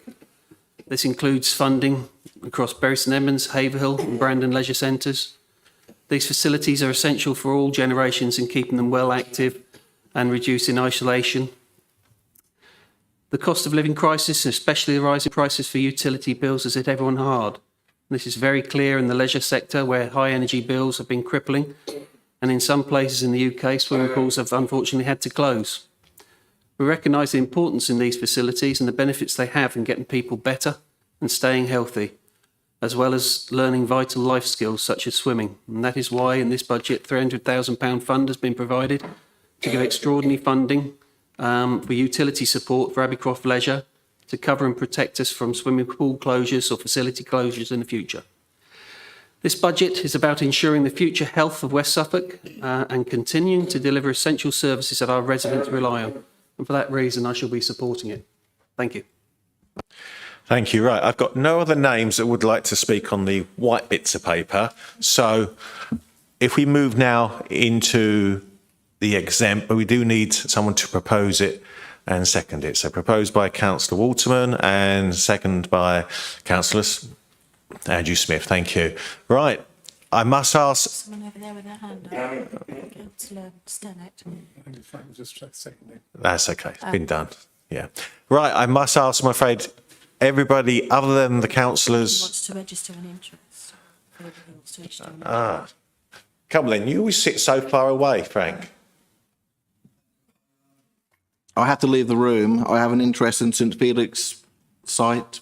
I'm chairman of Newmarket Cricket Club, so therefore that would be an interest. I've been involved with West Suffolk in discussions before, so I would have to leave the chamber now while you discuss it. Okay. Okay, thanks, Frank. We'll come and get you. Not start until the press. Yeah, I understand. Oh, we have to.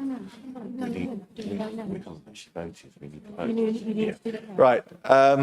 We need to vote actually on. It's been proposed a second. We need to vote to go into the confidential. All in favour? So obviously wasn't loud enough. Any against? Abstain? No. Right. Carried. Okay. So my first on the list.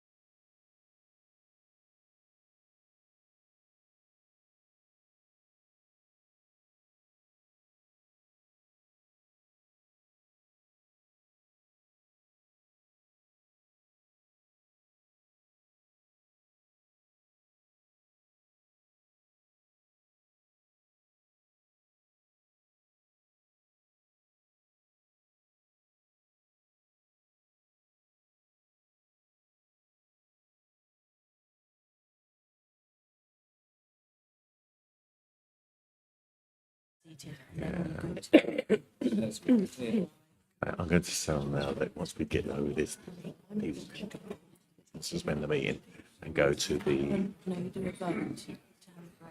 Yeah, I know, but what I'm saying is, I'm going to say it now. So they're dying to.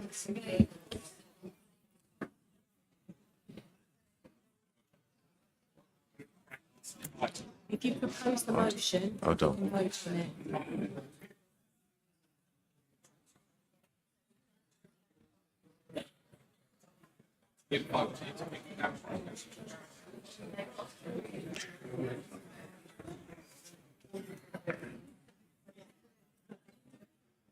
Are you all in?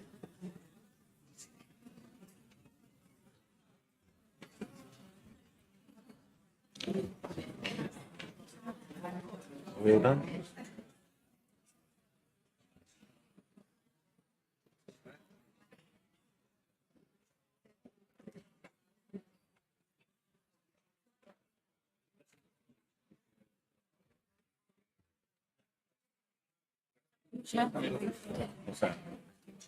Okay.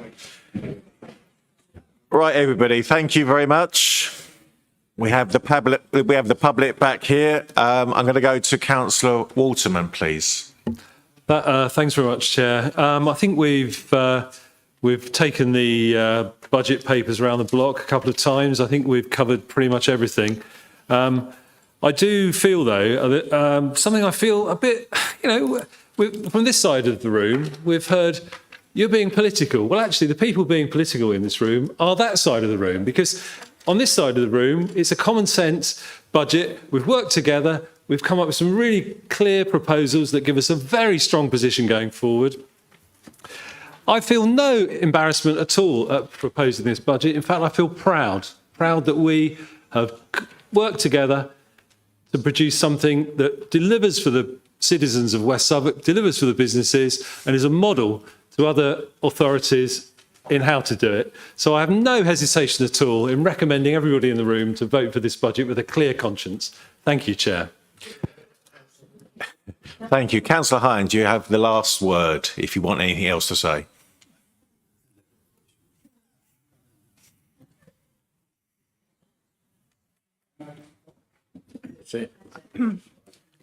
Thank you, Chair. Yeah, again, going back, I've written it all down. I have all my notes and I'll endeavour to answer all the questions that were raised. Please forgive me if I do miss one.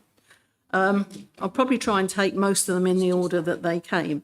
Councillor Clark, you mentioned, you asked a question then about the confidential papers, but I think I answered that when we were talking about the blue papers a few minutes ago. And you refer to political choices. I don't think I make any apologies for the decarbonisation fund at all. And I think one of the things that it's helped has been a lot of people with street lighting that is not as modern as it could be. And it means that that's been brought into the modern world. And I think that's essential to do. It's saving energy and it is also saving money. You mentioned leisure, and I think in terms of, and I guess you're alluding to Western Way. So I thought I'd just like to reiterate that the decision not to proceed with Western Way was with that much financial income risk was not such a sound and pragmatic one. And the council is still investing million into leisure services across West Suffolk. But in these uncertain times, the council and taxpayers could not be left with that hanging over them. And it's strange on the one hand that we are spending too much on services and investment and that we need to cut back on the future, while on the other hand, you possibly expect to still pay tens of millions of pounds in borrowing into Western Way. I would say you cannot have it both ways. So that's Western Way. There were a couple of other things that were raised and it ended with a political jibe and I'm not going to enter into that. It isn't my way and I'm conscious that we may have still have members of the public with us and that members of the public would be watching this. So I'm not going to entertain in any of that nonsense and respond to it at all. You can say that the capital programme is lower than the previous indicative capital programme of the previous administration. Majority of the capital programme are in fact projects proposed by the previous administration, which many of the councillors in the West Suffolk Partnership supported then and still support now. Projects, for example, like AME units and the Net Zero Fund. And I'd be disappointed if continued support for these projects didn't continue. I think I started to talk about empty homes, so I'll go back to that because that wasn't actually on the blue paper. And I think I started to say that there is a shortage of homes in West Suffolk for current and future residents and families.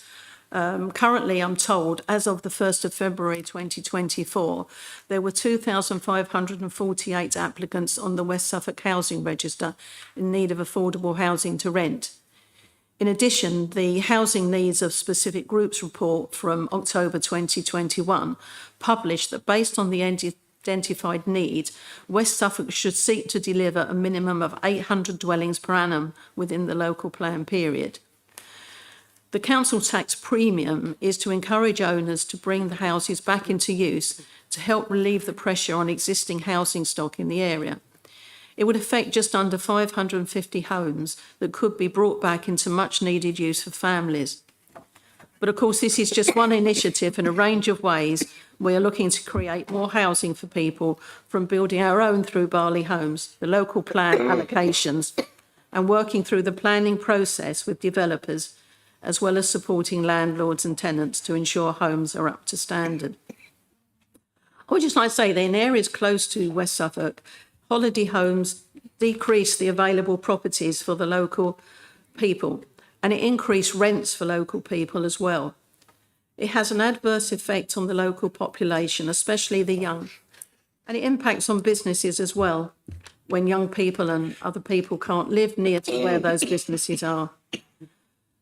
We heard about, people with second homes pay council tax, and they enjoy all the benefits, waste collections, which include waste collections, emergency services, leisure, etc.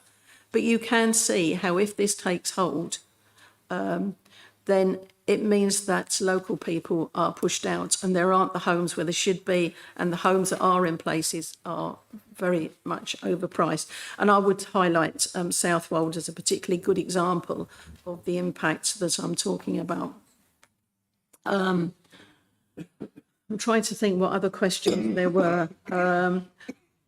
Councillor Lynch.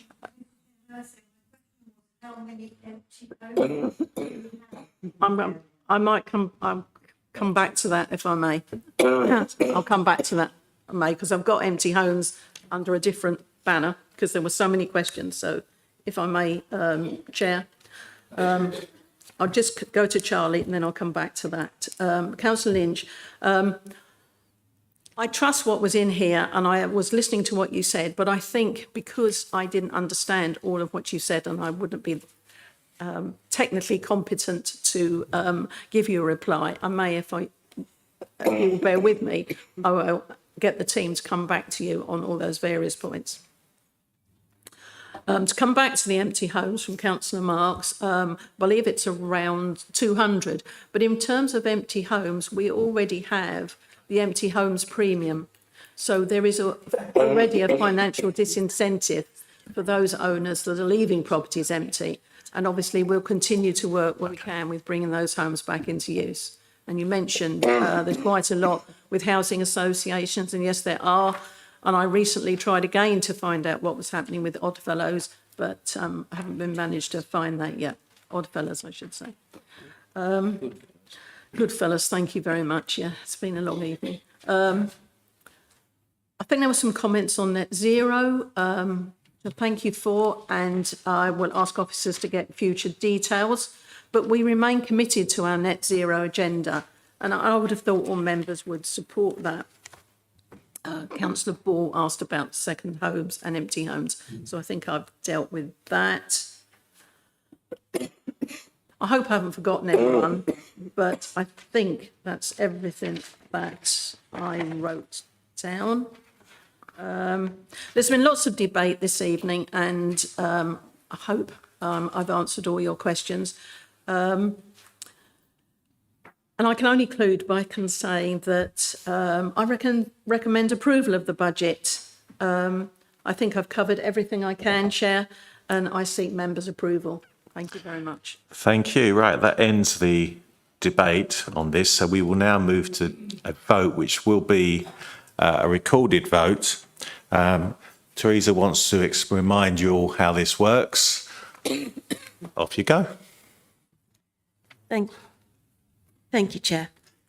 I will call each of you by name in alphabetical order.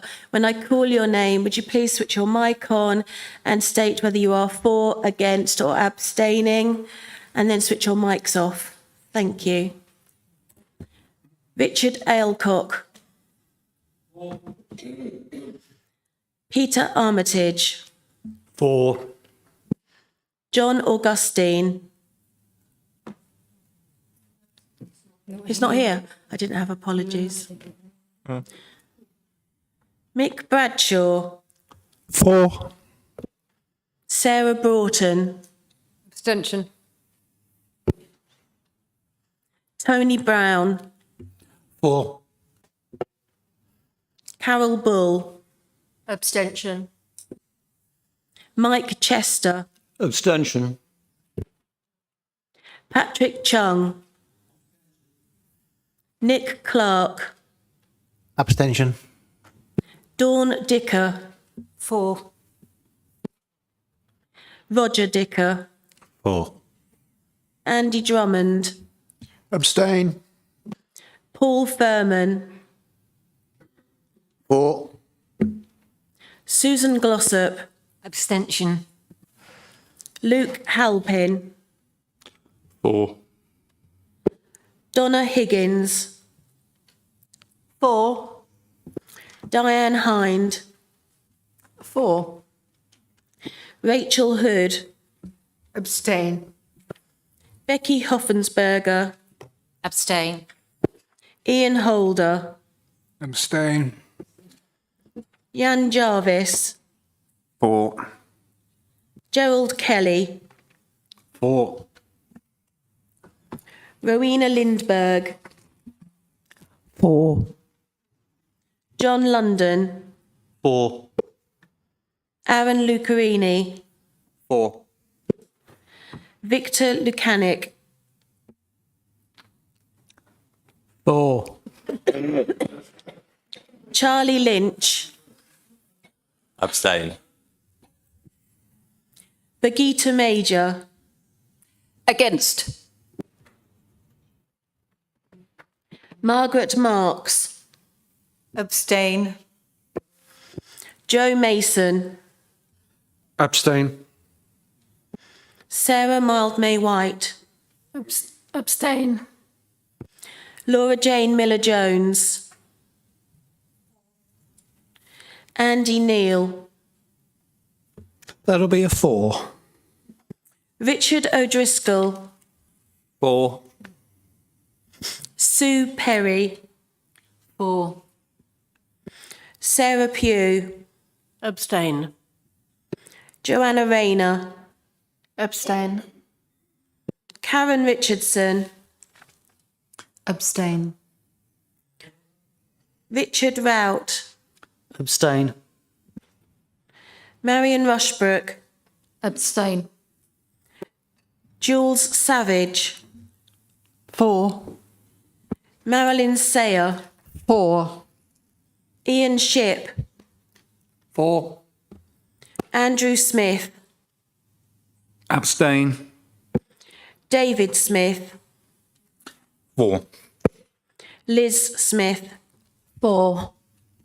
Andrew Speed. Karen Soons. Abstention. Sarah Stamp. Abstain. Frank Stennett. Against. Sorry? Against. Thank you. David Taylor. For. Jim Thorndike, For. Julia Wakelam, For. Don Waldron, For. Cliff Waterman, 4. Indy Wijanayaka, For. Phil Whittam, 4. Kevin Yarrow. 4. We'll just total those up.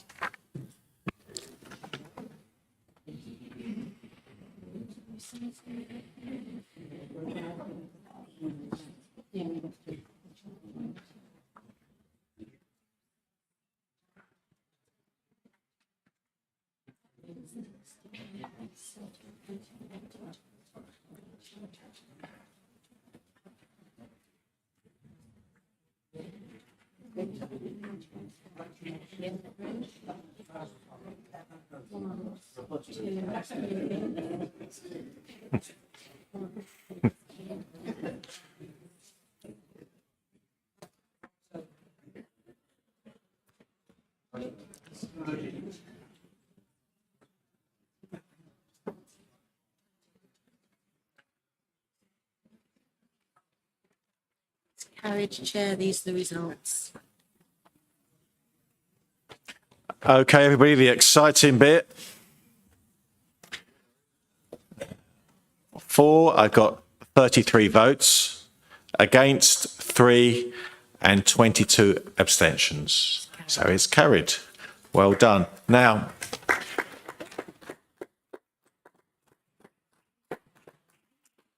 okay, we've had enough disruption tonight. Members have indicated to me that some need a 5-minute comfort break. So if someone will propose it, second it, in favour? All right, 5 minutes, no longer, so you can queue at the toilets.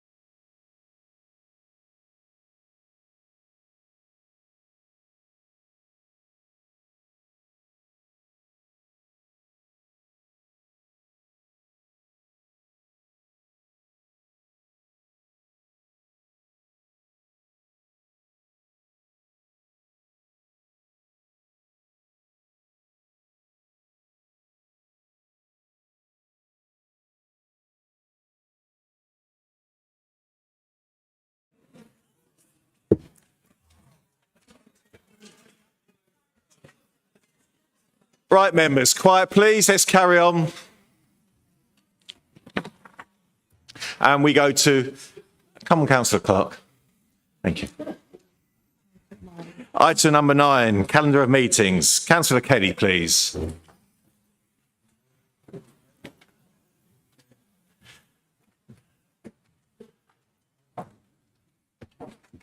I do apologise. Yes, as far as the calendar of meetings is concerned, I think it's very straightforward. We have, where possible, taken into account the at least the obvious issues around school holidays and the like. Beyond that, I don't think there's great explanation required unless somebody has issues. Could I have a seconder, please? Councillor Armitage, did you want to say anything? No, thank you. Right, anybody else on the diary? No, okay. All in favour? And against? Anyone abstaining? Okay. Right, that one's done. Item number 10, we've got a motion on notice regarding the West Suffolk Archives. There are slightly different rules regarding the speaking of this, but we'll see how we go, because there is generally in this a maximum of 5 members can speak, but maybe we want to get out of here anyway. Now, I invite Councillor Wakelam to introduce this item, please, and move the motion. Thank you, Chair. And I'd like to thank those members who stayed. It's disappointing most of the county councillors have left, because a lot of what I've got to say, I said most, not all, Councillor Mason. And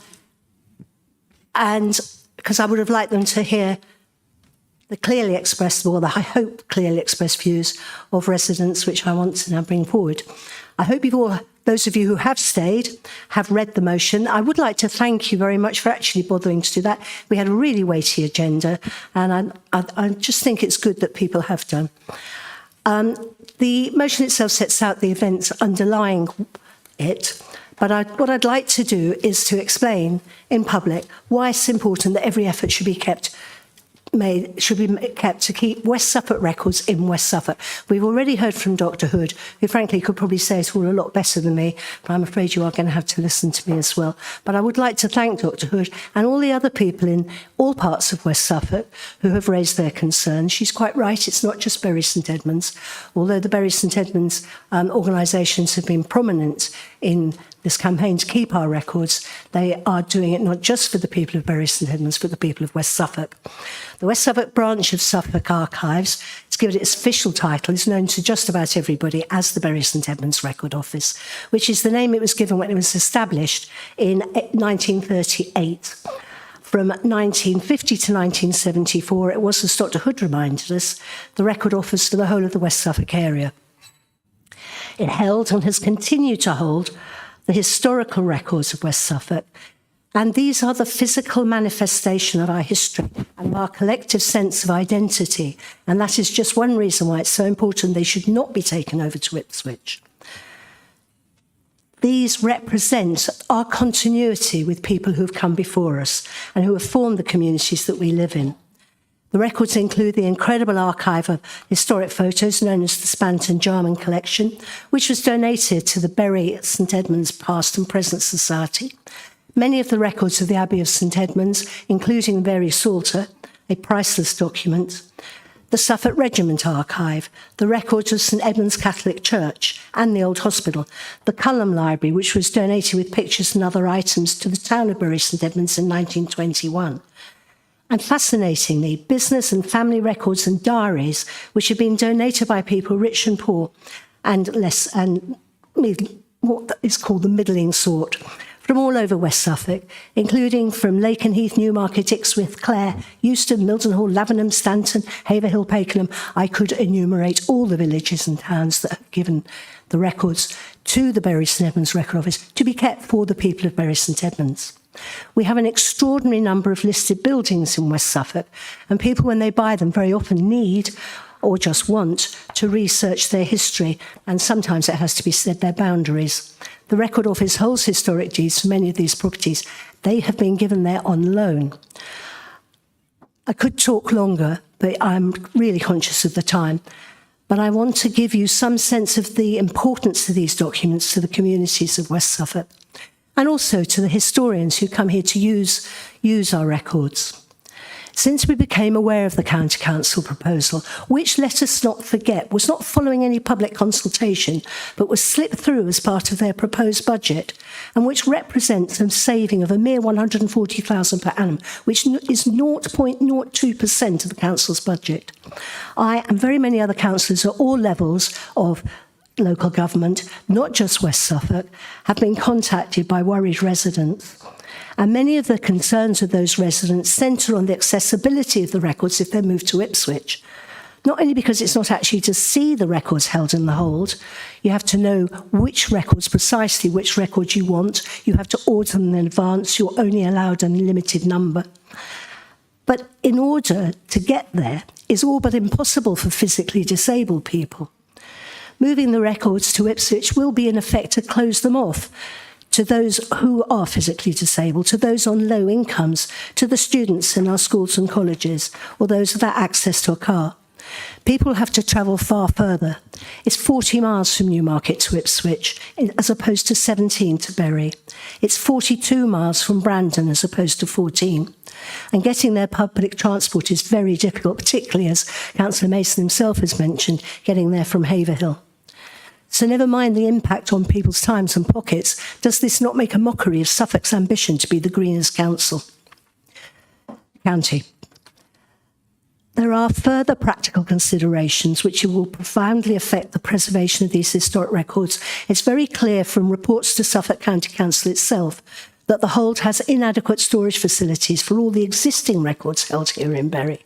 Never mind any future deposits, though I do now wonder whether anyone will want to give records from this area to the hold.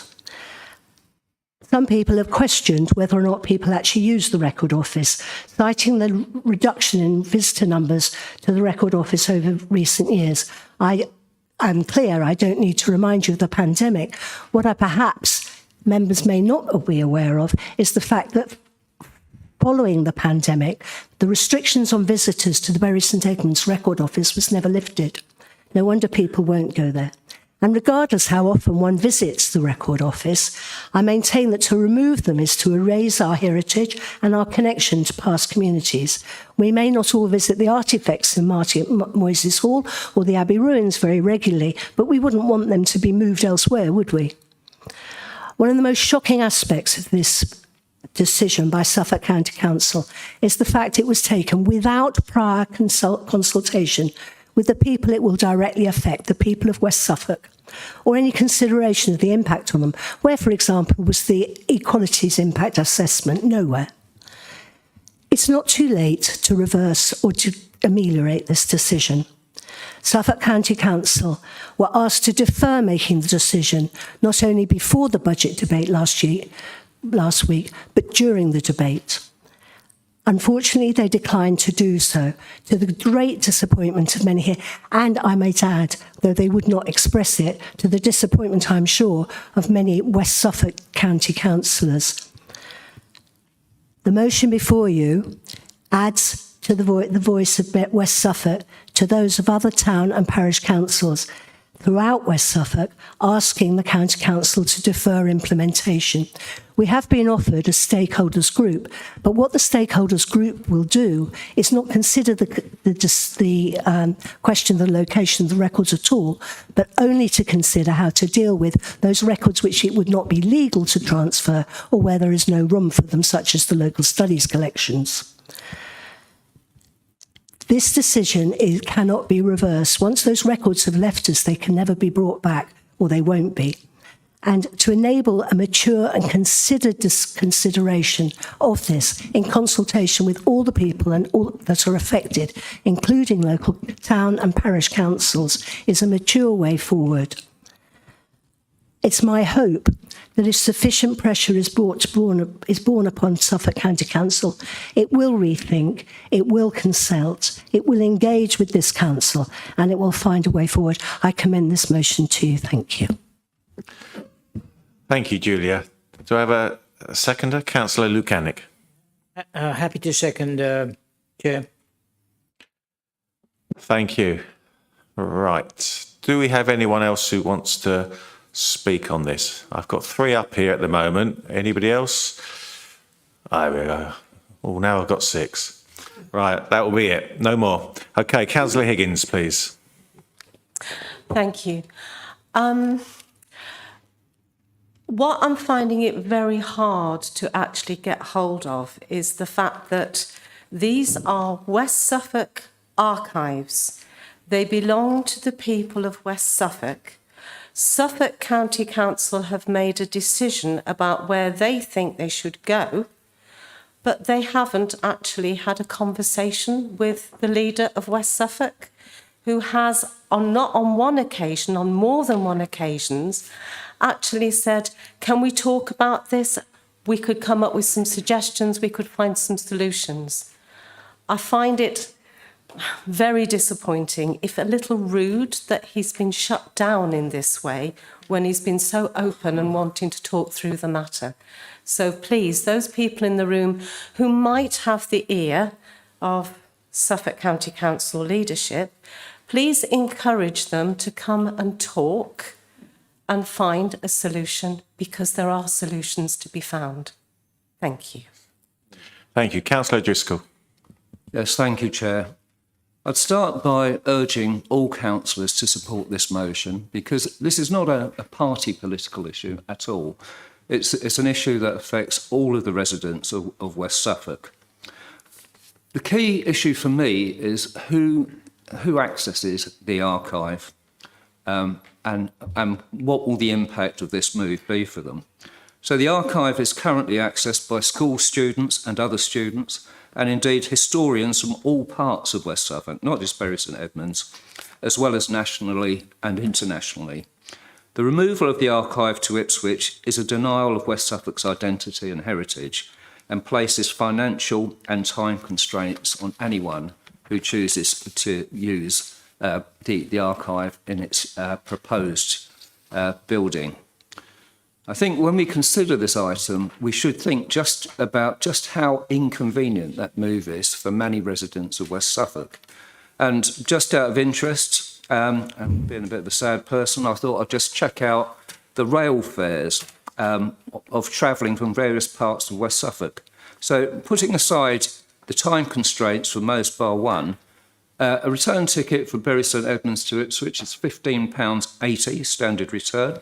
From Newmarket is £20.20, and from Brandon is £22.20.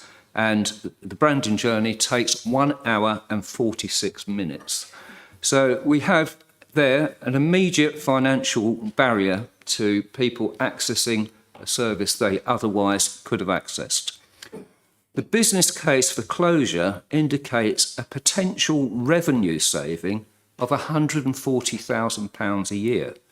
Now, that might sound like a lot of money to some people, but in the context of a county council budget that runs into hundreds of millions of pounds for revenue, it is a minuscule amount. And I find it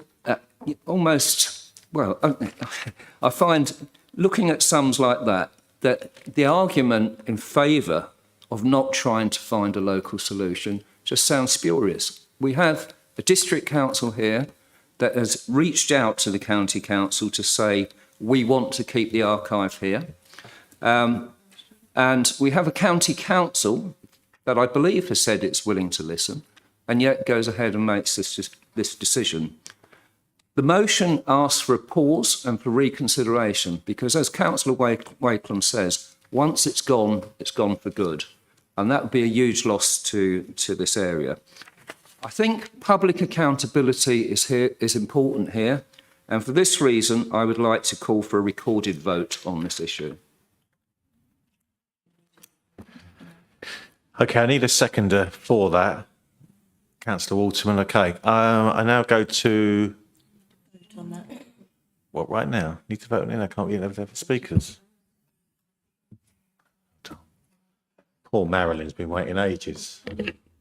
10 other members too. Yeah, we know. Thank you. Councillor Sayer. Thank you, Chair. I will be very brief. I was recently involved in a project called Deaf Perspectives, Past and Present, where local deaf students used the borough photographs in Bury to inspire music, photography and filmmaking. This culminated in a concert where, with projections of Burrell's photographs, the students performed newly created music alongside the Britten Sinfonia.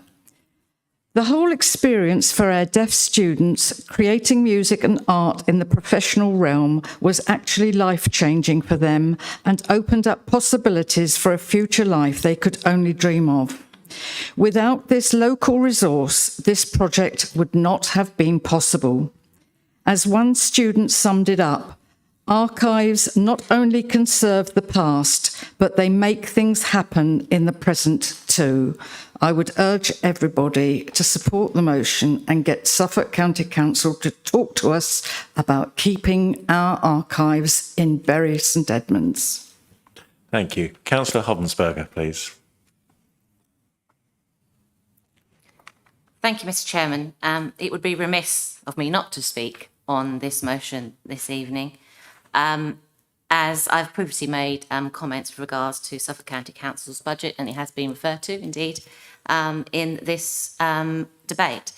And, of course, I have every sympathy with the concerns expressed with regards to the West Suffolk Archives, but we do need to be clear that the decision to relocate West Suffolk Archives to the Hold was not the preferred option of Suffolk County Council. And we did have to make this really difficult decision, I'm afraid, because of the short-sighted decision to cancel the Western Way development, which does, in fact, leave our West Suffolk residents, particularly in Bury and the surrounding areas, with an ageing sports centre without a new preschool and a modern fit-for-purpose archive facility in the centre of the educational hub. Having said that, I am afraid that the motion, as Julia has, Councillor Wakelam has actually referred to, is a little too late and doesn't really add anything meaningful to the solution. Suffolk County Council has voted to commit to no additional capital expenditure in respect of the archives on its budget meeting on the 15th of February. The time to raise this motion and indeed those discussions was when the Western Way development was indeed cancelled. But this actually makes this debate on capital funding from Suffolk County Council slightly superfluous, as a decision has already been taken. But with regards to the call for Suffolk County Council to work with stakeholders, I have actually had confirmation today from the Cabinet member that he is willing to meet with the leader of the council with regards to the West Suffolk Archives. Indeed, he has already met with the leader of East Suffolk County Council, and in the same spirit, he's willing to make those commitment going forward as well.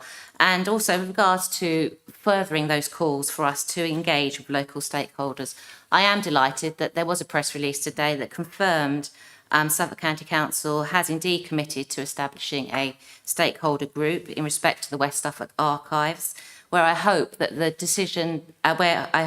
the comments with regards to solutions can be found will be discussed, whilst we're recognising the importance of our local historic records and to consider how those local access to those historical materials can be found. So there's an open offer there. We are already going to hold a local stakeholder meeting.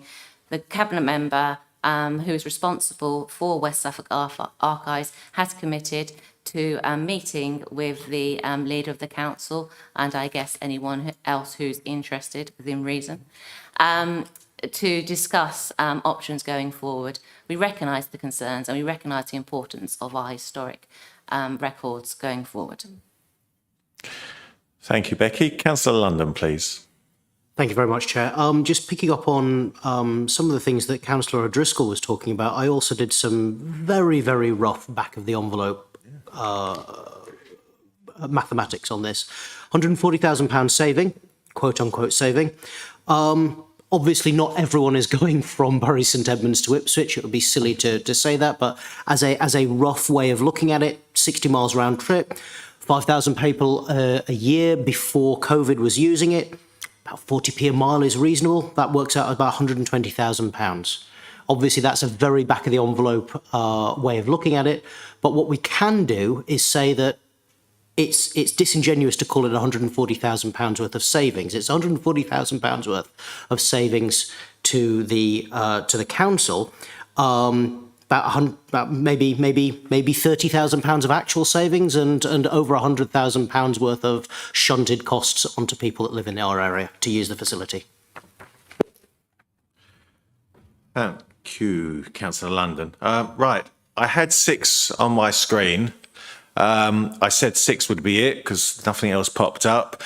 So the last person is Councillor Clark, please. The last word for a change, eh, Cliff? Listen, the debate about the archives is interesting. There's nobody in this room that doesn't support holding the archives in Bury St Edmunds. We've heard endless talk about how important it is, but we all know that. That isn't what's going on here. What we need to think about, and let's understand the real politics, is how do we achieve our aim? And I will say to you now, as an ex-leader of a county council, having a district council with a motion like this shouting at me would have had no impact on me whatsoever. It is loud, it's brash, and it's naive. I'm sorry that the leader hasn't got a great relationship with the county council. I'm sorry about that, but you could have come and spoken to me, Cliff, and perhaps I could have helped you in that process. But at no stage have you approached me, and that may have helped. So let's get back to the basics now. How do we best achieve holding the archives here? It's not through this motion. And to continue with it, I think it's insulting to the county council who know their stuff. And I would suggest now, before it's too late, to withdraw the motion. You've heard everyone's got to say. The general public's heard what they've got to say. I think putting this motion through will do more harm than good. Thank you. Right. So the last person, apart from Councillor Cart, who finally responded is Councillor Wakelam. If you have anything else to add, as you are the proposer of the motion. Thank you. I don't really recognise myself as, what was it, brash? Not something I've been called before, but I'm willing to live up to it. I'm not going to withdraw this motion. I think it's important that we stand up publicly and proclaim our desire to work with Suffolk County Council, that we join the other parishes, councils and town councils around the west of the county that have also called for this. I really don't understand why you think withdrawing it is a good idea, or even why passing it is a problem. You've said yourself that everyone in this room, and I hope you do indeed speak for everyone in this room, wants to keep the records here. Well, let's just make sure that we can pass that message loud and clear to Suffolk County Council. I'm really pleased to hear what you had to say, Councillor Hopsenberger, and that perhaps the group is going to be less restricted than the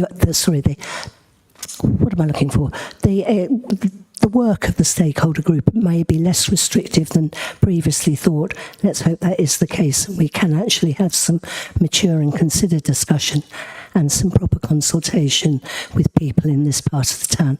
I still urge you to vote for this motion. Thank you. Thank you. Right. So we've got a proposer and seconder, but it was also proposed. I'll get the words out. I can. it was also proposed to have a recorded vote. So I need 10 members, please, to agree to a recorded vote. Yeah, I think we got that. Okay. So, are we ready to vote? All in favour of the motion? No. No? Oh. Done that. It's a recorded vote. Oh, yeah, the names, yeah.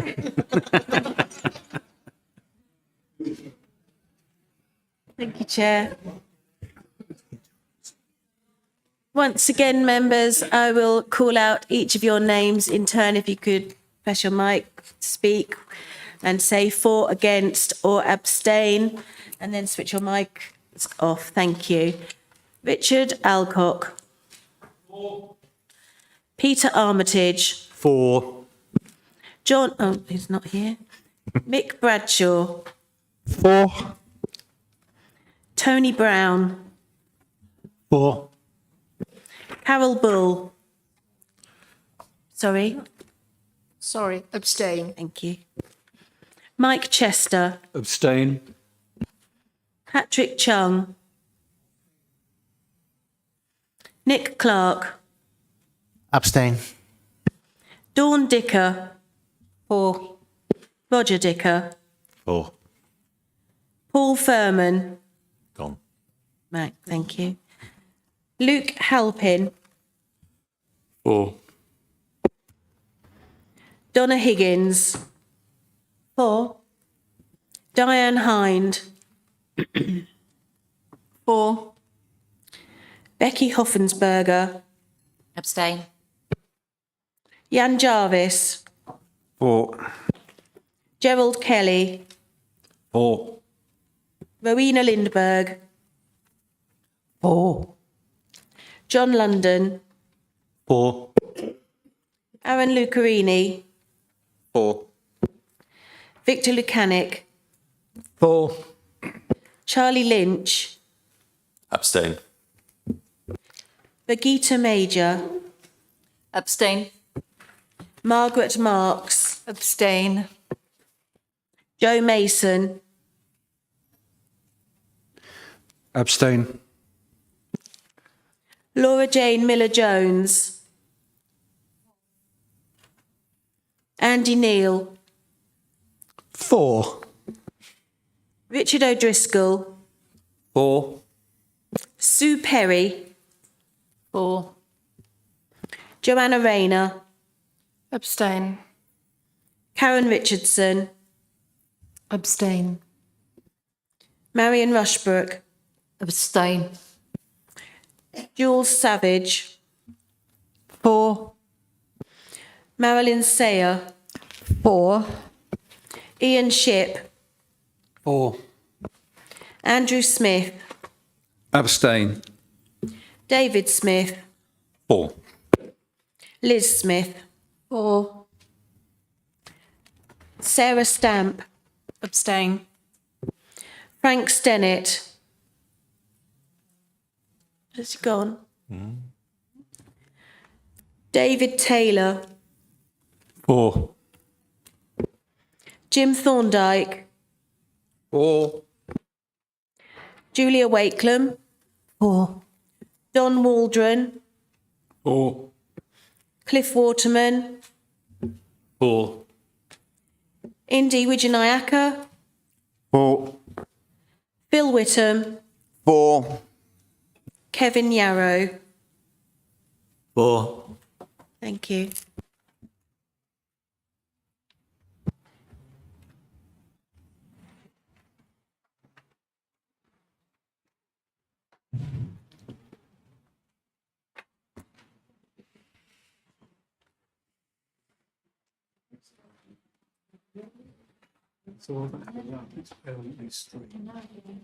Yeah, but the lady, yeah, we did.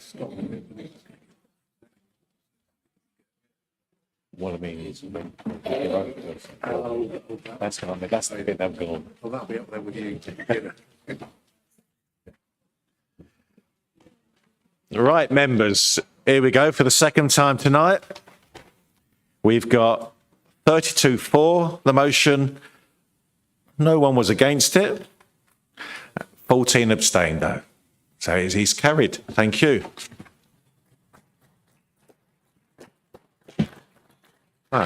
Settle down. Okay, our last item is item 11, any urgent business. I've been told there isn't any. So everybody, thank you very much for tonight. Thank you, our security. Thank you, members of the public. Members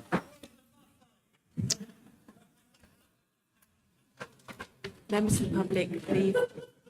No, it's okay. They are going to leave.